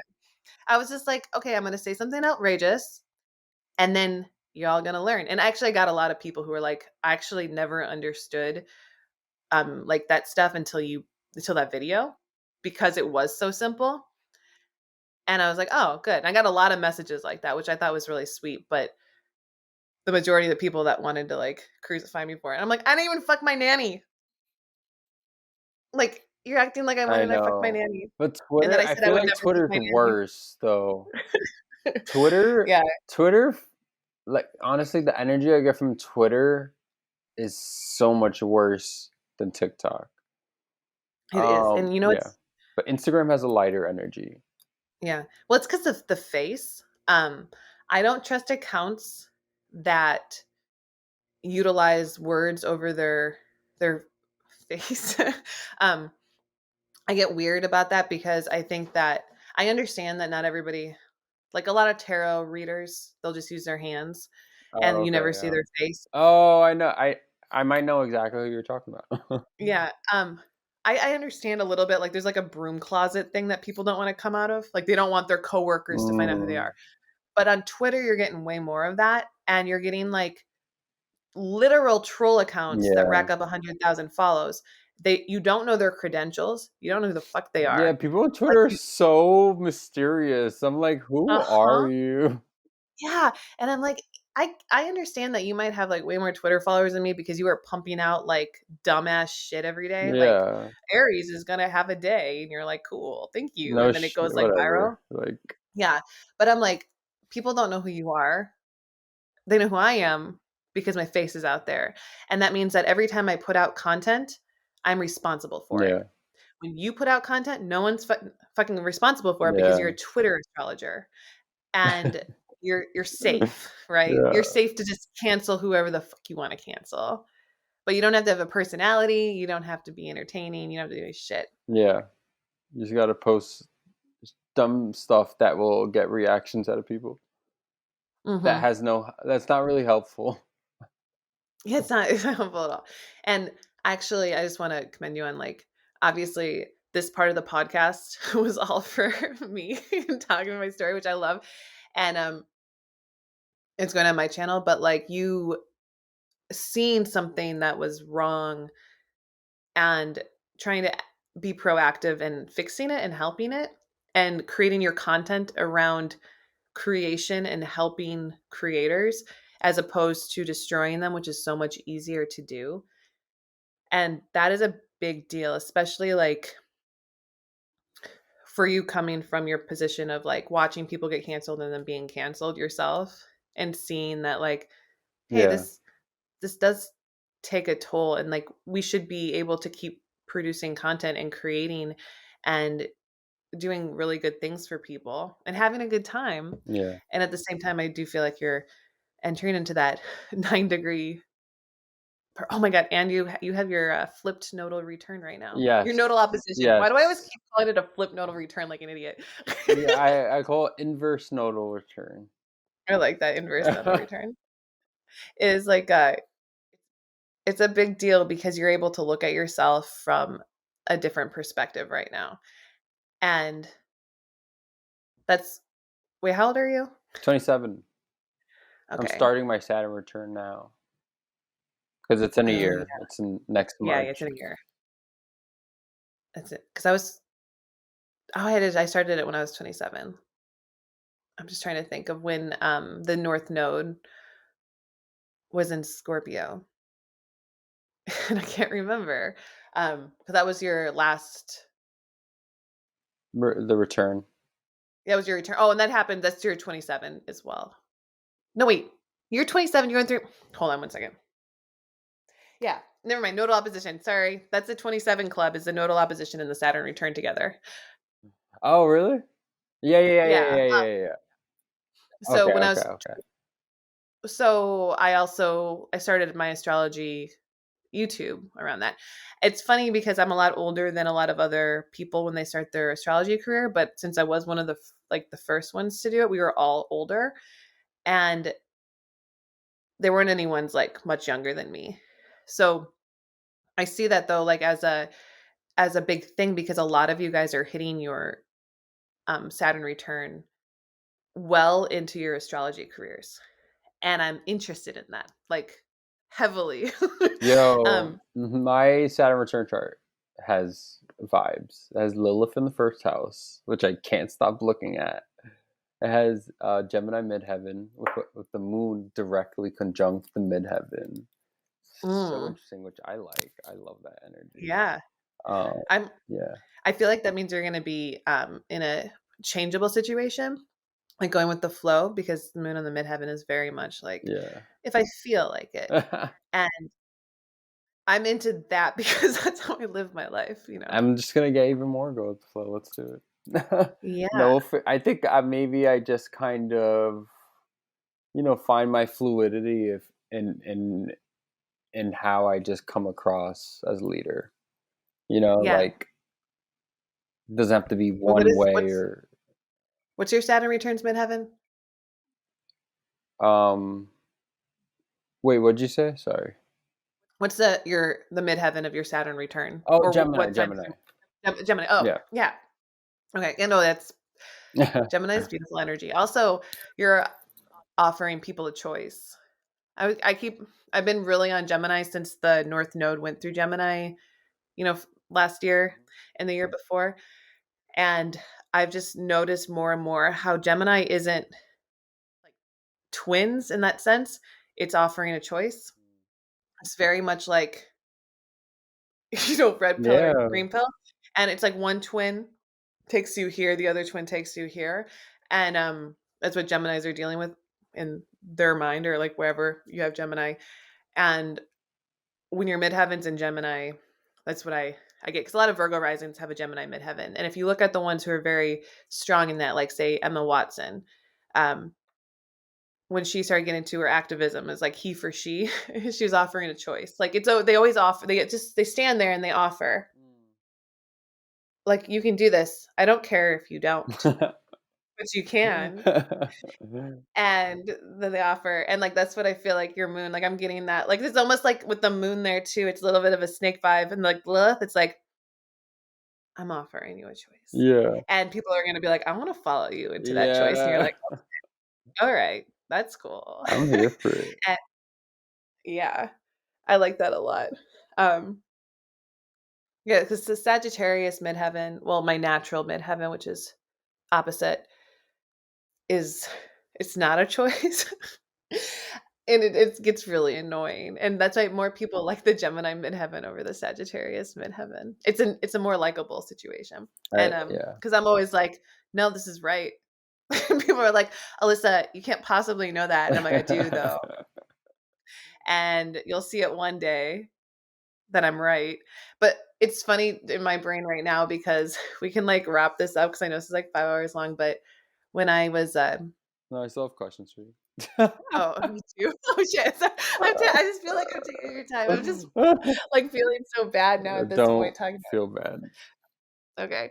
Um when I started my YouTube channel 10 years ago, and everyone was like, Alyssa, you're an idiot. Like, this is so stupid. Like, this isn't gonna be anything. And I wanna like it is such a big deal for me now to be like, I told you I was right, but I had to wait for fucking 10 years for you to see it. But I knew I was right. Yeah, that's how I feel right now. Yeah. Okay. You Oh, go ahead, yeah, go ahead. go. No, you're going, go ahead. More Um, questions.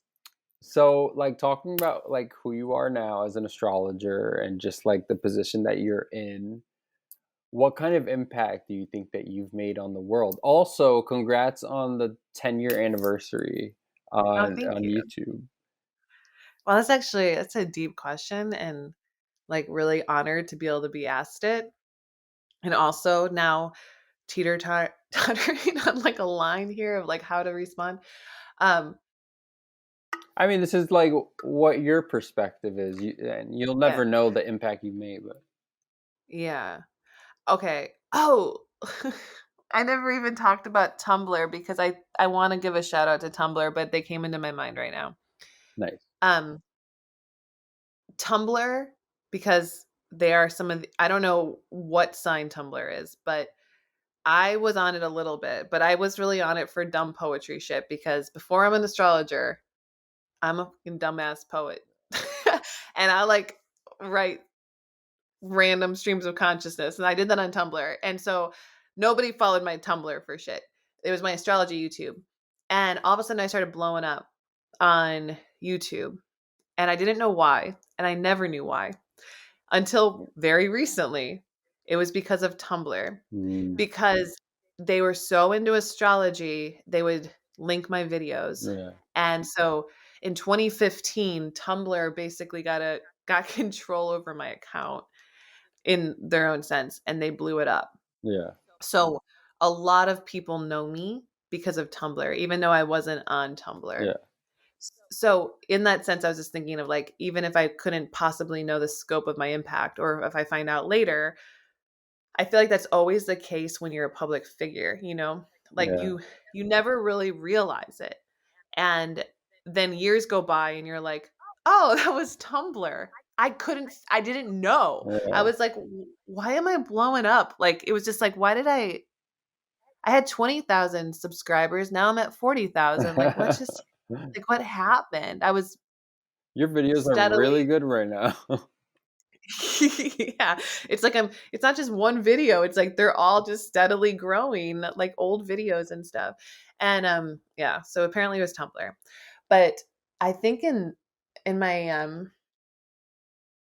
just gonna go and say this, is I didn't know the impact that I had at all.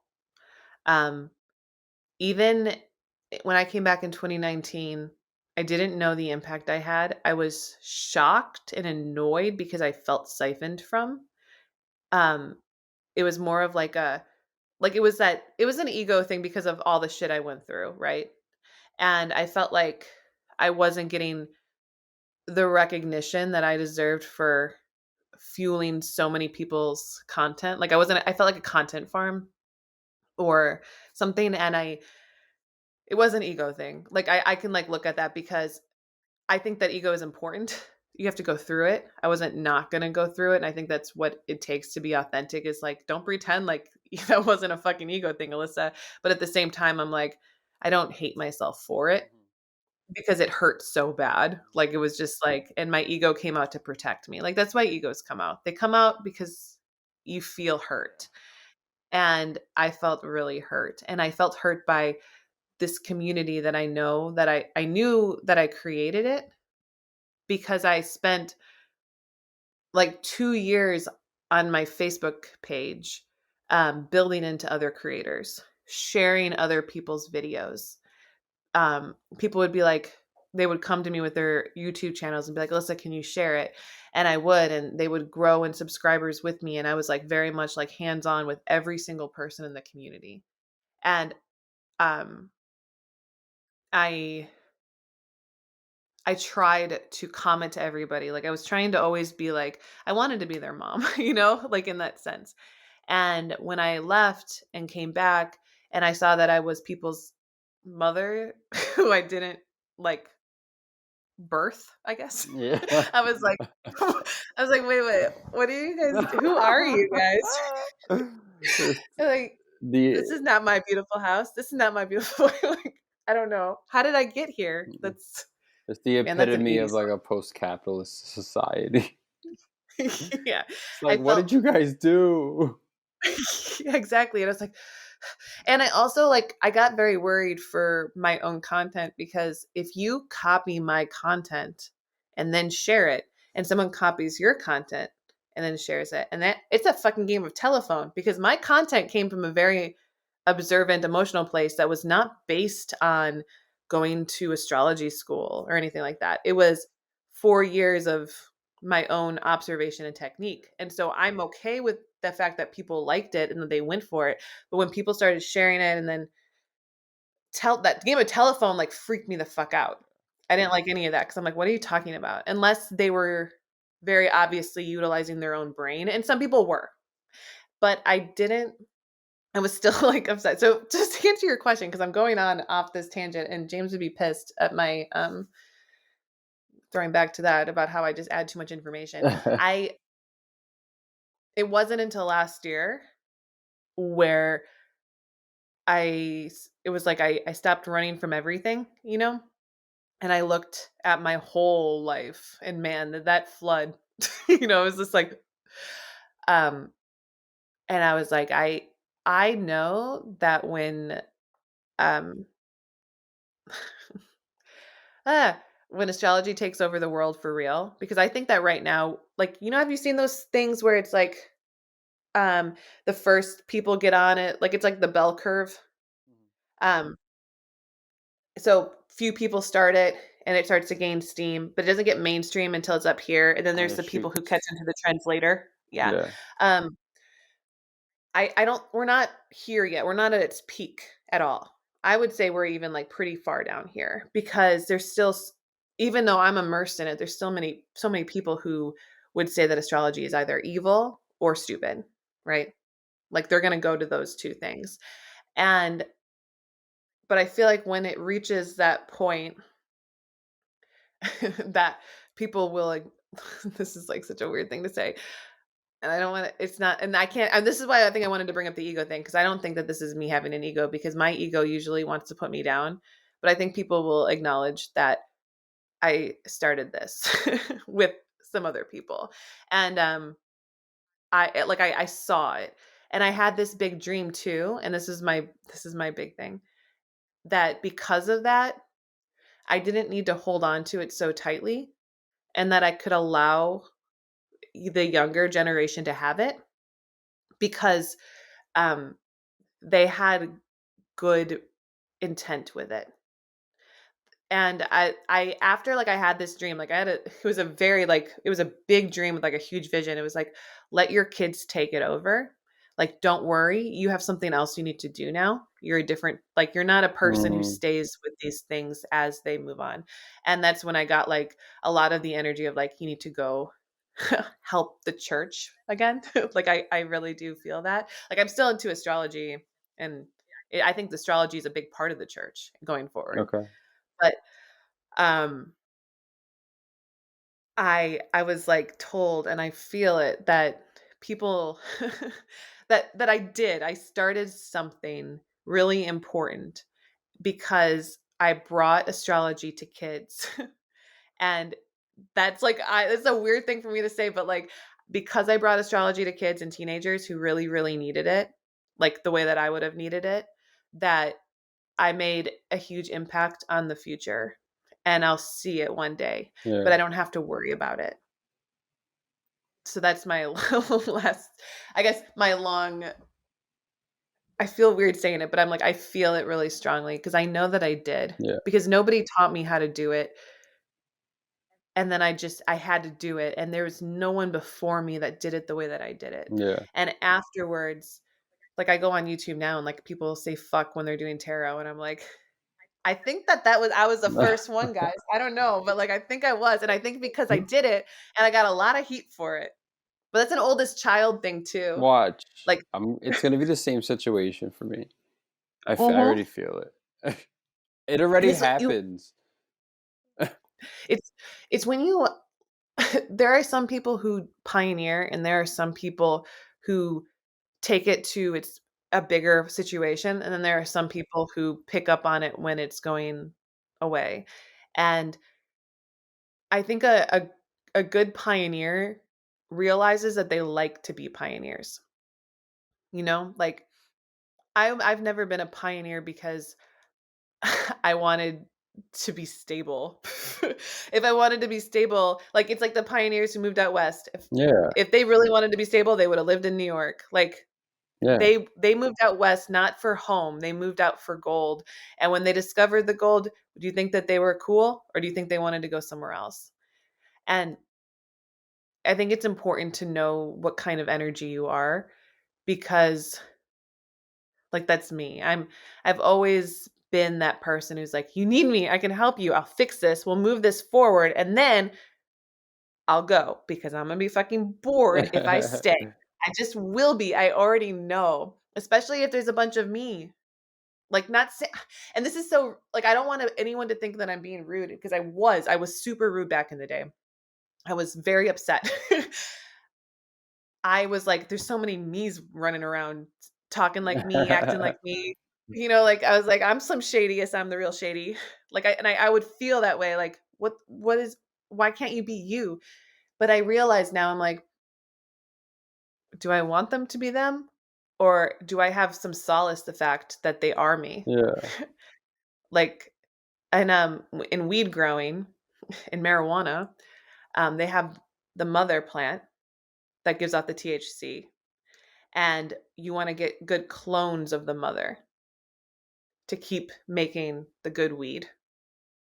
So, as a pioneer in any situation, if you want there to be clones of you to carry on your vision when you're fucking bored of it. And it's hard when you're doing it, but it's like, do you want to do something else? And the thing You is, would. like, some people, and maybe this maybe this was you where you were like, oh, like, oh my God, like these people. But when I started hacking astrology and I posted, a particular TikTok, I saw someone, a mutual I had, make like a TikTok on the same thing. And what I did is I just took that and I just reposted it on my hacking astrology page. Not that because they stole content, but that they were talking about the same thing that I was talking about. Yeah, and they had the Yeah. same kind of like opinion, perspective, and it's like we should like even give those people like a platform as well and like support them. I don't know. I just thought that it was. I I saw like my that. No, it's good. impact. Yes. I think it's important. Um, Also, when I realized on TikTok, I would it was a big weird thing to me. I remember this girl, I won't say who it is, because I think she's nice. I don't know. I don't know her. Um, she she followed me and I followed her and I was like, "Oh, she's an astrologer. She's got a lot of followers, whatever." So I just followed her back when I saw she followed me and I was like, "Okay."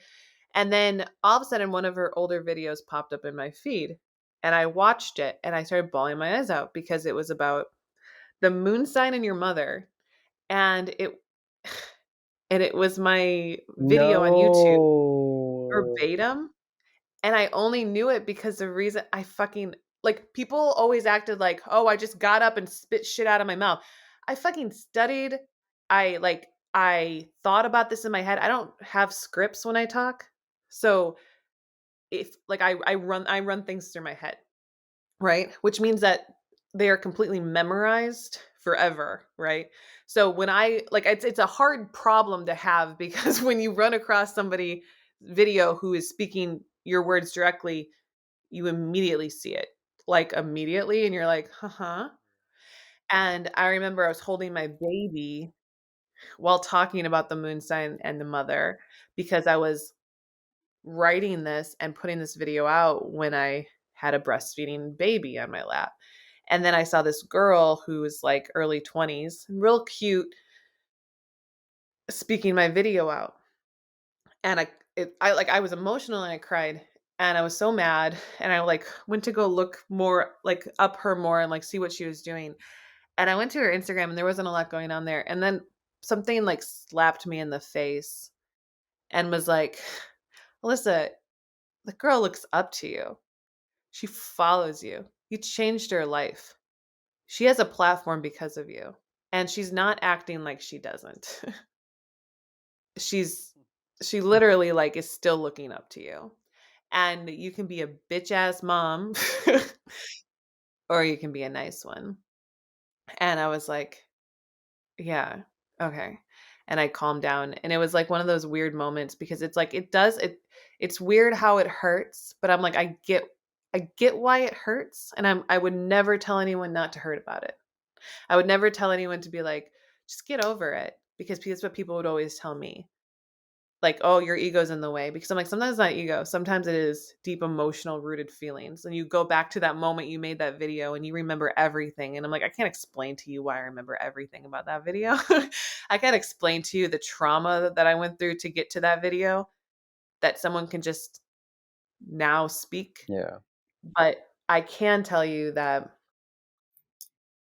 when I made that video and all the videos that I've ever made on my channel, I spent so much time and love and care on them, and, like, that's on me, and the people that it touched, if they wanna have careers in astrology, they are absolutely allowed to, and I'm happy that they are, and that's something that's taken me a lot of growth to get to, but I'm super happy that they are because that means I'm a great leader, and a leader doesn't have to keep doing all the time.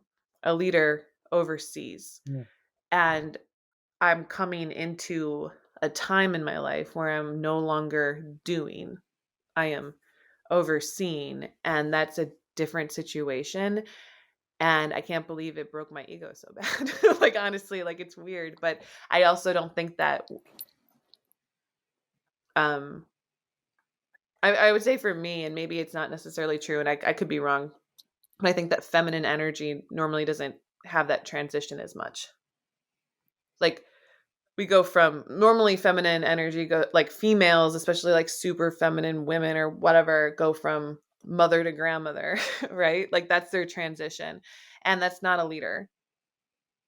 It's it's something but it's similar. But it's like when you're a woman in a career situation, when do you become that leader? It's very rare. There's a lot more men that are in a lot more rich white men in that position than like women or anybody else, Yeah. minorities. It's like it's a harder place to be in because you're holding on to your little job that you curated, and then they're like, here's a promotion, and you're like, fuck, I don't want that promotion. I want to stay down here, and you have to let go of yourself and just move up. Hmm.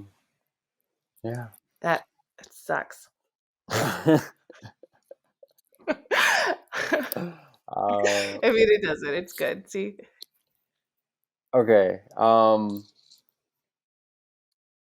So do you have any projects coming up that you'd like to plug, or just like, just like a certain, I don't know, idea of what you're going to be doing in the future? Um,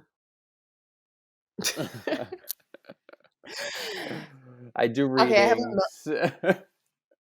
yeah, I don't okay, my right now, what I want to do is which is gonna take some time, but I want to um I want to make in a convention or an expo for astrology and like these types of channels on like TikTok and YouTube and everything.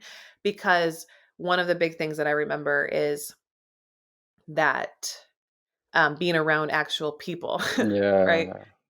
Yeah. And we all exist so far from it, and we're not really as included in like the VidCon.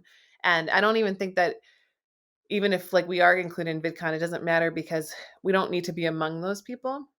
And I've since I started astrology, because this is like a new modern astrology convention. I mean conferences. Excuse me, sorry. Conferences are like they don't really like us. People will always be like, Alyssa, why don't you speak at conferences? I'm like, because I'm not invited. Um, like they won't invite like one woman actually told me she would never ask me to speak at a conference again because I had to turn her down because I was pregnant. I was pregnant and I said I would do it. Then I had my baby and it was 2 weeks later and she goes, so you're gonna speak? And I said, I'm so sorry, but I got another woman to speak. And she goes, no. And she's like, I don't take lightly to people who turn me down. And I was like, fuck you. I have a 2-week old baby. And I thought like anyway, they're not nice. The old astrologers. Yeah, I could. And if Yeah. they want to be nice, they can prove me wrong. But they're fucking dicks, like all of them.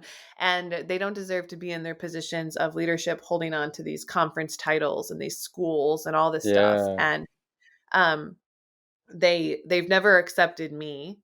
And everyone was like, well, Alyssa, you should have like broke into it. And I was like, no, I was the most popular astrologer at one time. They should have been honored to ask me to speak with them, and they never did.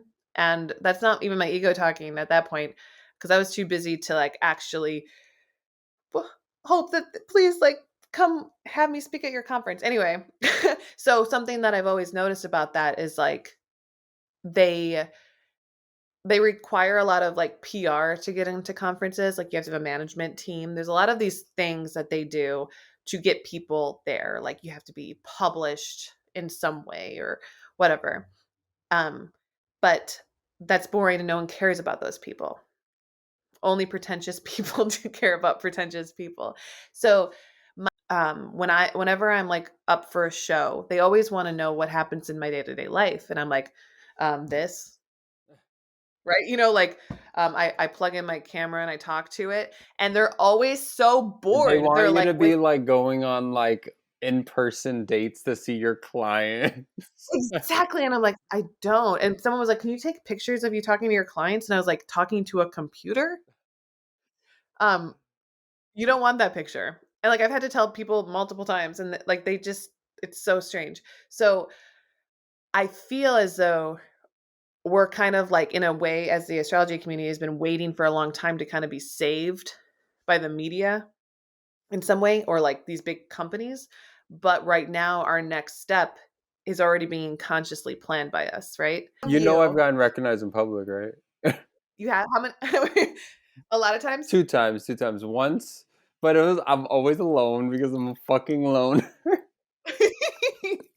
And then once I was so zoned out, I was in the park, I had my headphones on, I was in my phone walking, Oh and then shit. someone like taps me and she's like, "I follow you. I like have favorited like a bunch of your videos." That's so But I beautiful didn't know though. how to react. So I was like walking away as I Oh, was saying it. Like I didn't stop yeah. to talk to her. It feels awkward. And The then like the second time I was just like walking in the city and these two girls were drunk and she was like, "Are you that astrologer?" And I was there's like, a "Yeah." And I just like ran away. That's so funny though, because it is weird like the first few times you're because you're like, wait, what? I remember I lived in Buda, Texas, which is the city south of Austin, Texas. And so I go to this Thai place like once a month we would get Thai from this Thai place. And I went in to pick it up. And my last name was Trahan at the time, but it was Sharp on YouTube. It was 2015. And the girl was like, she looked at my receipt and she looked at me and she's like, "Are you Alyssa Sharp?" I was like, "Yeah." She goes, "I watch all your videos. I didn't know you lived in Buda." And I was like, of all the place, like the small town that I like happened to live in with the Thai, like the girl in the Thai place. And the thing was the Thai place, it was a real Thai place run by people from Thailand, and she was a white girl at the thing. And I was just like, I get Thai from here all the time. And I took a picture with her. And that was the very first time I was ever recognized. Or actually, it's the second time. The first time someone came to do a screen test from tarot.com, they wanted me to be their spokesperson back in 2013. And I was pregnant, and we went to a park to record some stuff, and there were a lot of cameras on me. And this girl asked one of the cameramen and was like, "Is that Alyssa Sharp?" And I was like, after a year, this random girl, and it's always so random like that. Or like one time I was in LA and I went to go get my hair done, and the lady goes, "You look really familiar." And I was like, "Oh, yeah?" She goes, "Are you Alyssa Sharp?" And I was like, "Yes." And she goes, "How's Apollo?" And I was like, "So I look familiar." My fucking dog's name. I'm And then crying. she sat and did my hair and made me talk to her about astrology. And I was like, normally when I get my hair done, I want to like go to sleep. Yeah, like I just don't want to talk to like also hair gives me like when people cut my hair at least it gives me ASMR. Yes, me too. And I want to sit there and just Maybe it's a enjoy the Taurus moon ASMR. thing. I I think think so. ASMR is a Taurus moon thing, by the way. I don't get ASMR from actual ASMR. I get ASMR from weird things. Uh, And like I had a teacher in high school, which I didn't know what it was. Her name was Mrs. Parrish, which Parrish, that's an ASMR name, right? Parrish. Um, when Mrs. Parrish talked, I would like literally just start like sitting there and be like, what is wrong with me? And I would just feel like the tingles in my brain. you want And to go ahead. I didn't know what was wrong with me. I thought I was like turned on by her voice. You know what my moment was? Going to a clothing store with my parents, my mom, and then the cashier would have bangles. You remember when bangles was super Uh-huh. thing? And just the sound of her bangles as she typed on the register and opened and Oh my God, closed yes. And it you're just like, and like and then oh, like I can like hear, I can feel and it. then like take Oh. things off the hangers and then also like how they have to rub the clothes on the thing to get up and Hmm. like that it was just like a whole thing and that gave me ASMR. It was just like Yeah. it was like pure femininity to me Uh-huh. and I don't know.